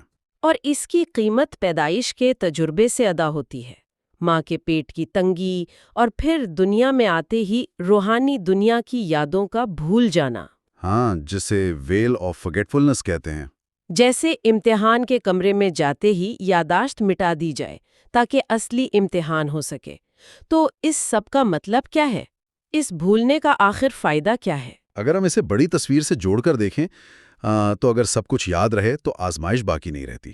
مثال کے طور پر فرض کریں آپ کو پتا ہو کہ سامنے والا پچھلی زندگی میں آپ کا دشمن تھا اور اس بار آپ کو اسے معاف کرنا ہے۔ تو کیا میں سچے دل سے معاف کر پاؤں گی؟ نہیں، آپ صرف اسکرپٹ فالو کریں گی۔ سیکھنے کا اصل مزہ تب آتا ہے جب انسان انجان بن کر فیصلے کرتا ہے۔ مدرسہ ہے، ایک اسکول ہے۔ جہاں ہر تجربہ ہماری روحانی نشوونما کے لیے ضروری ہے۔ بالکل، کوئی بھی دکھ بے مقصد نہیں ہوتا۔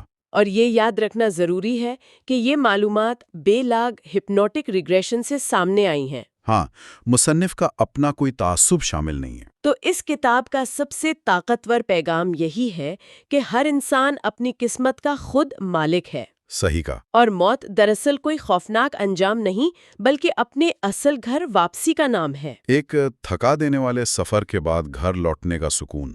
بالکل۔ اب آخر میں ایک گہرا سوال چھوڑے جاتی ہوں، اگر اس دنیا کو ہم نے خود اپنے کارمک امتحان کے لیے ڈیزائن کیا ہے اور اپنے کرداروں کا انتخاب خود کیا ہے، تو کیا یہ ممکن ہے کہ ہماری زندگی کے سب سے بڑے دشمن یا مشکلات پیدا کرنے والے لوگ دراصل ہماری ہی روحانی دنیا کے سب سے قریبی دوست ہوں، جنہوں نے صرف ہمیں مضبوط بنانے کے لیے ولن کا کردار ادا کرنے کی حامی بھری ہو؟ یہ نظریہ بہت کچھ بدل دیتا ہے۔ بالکل، اس پر ضرور غور کیجیے گا۔ اس سفر میں ہمارا ساتھ دینے کا شکریہ۔ خدا حافظ۔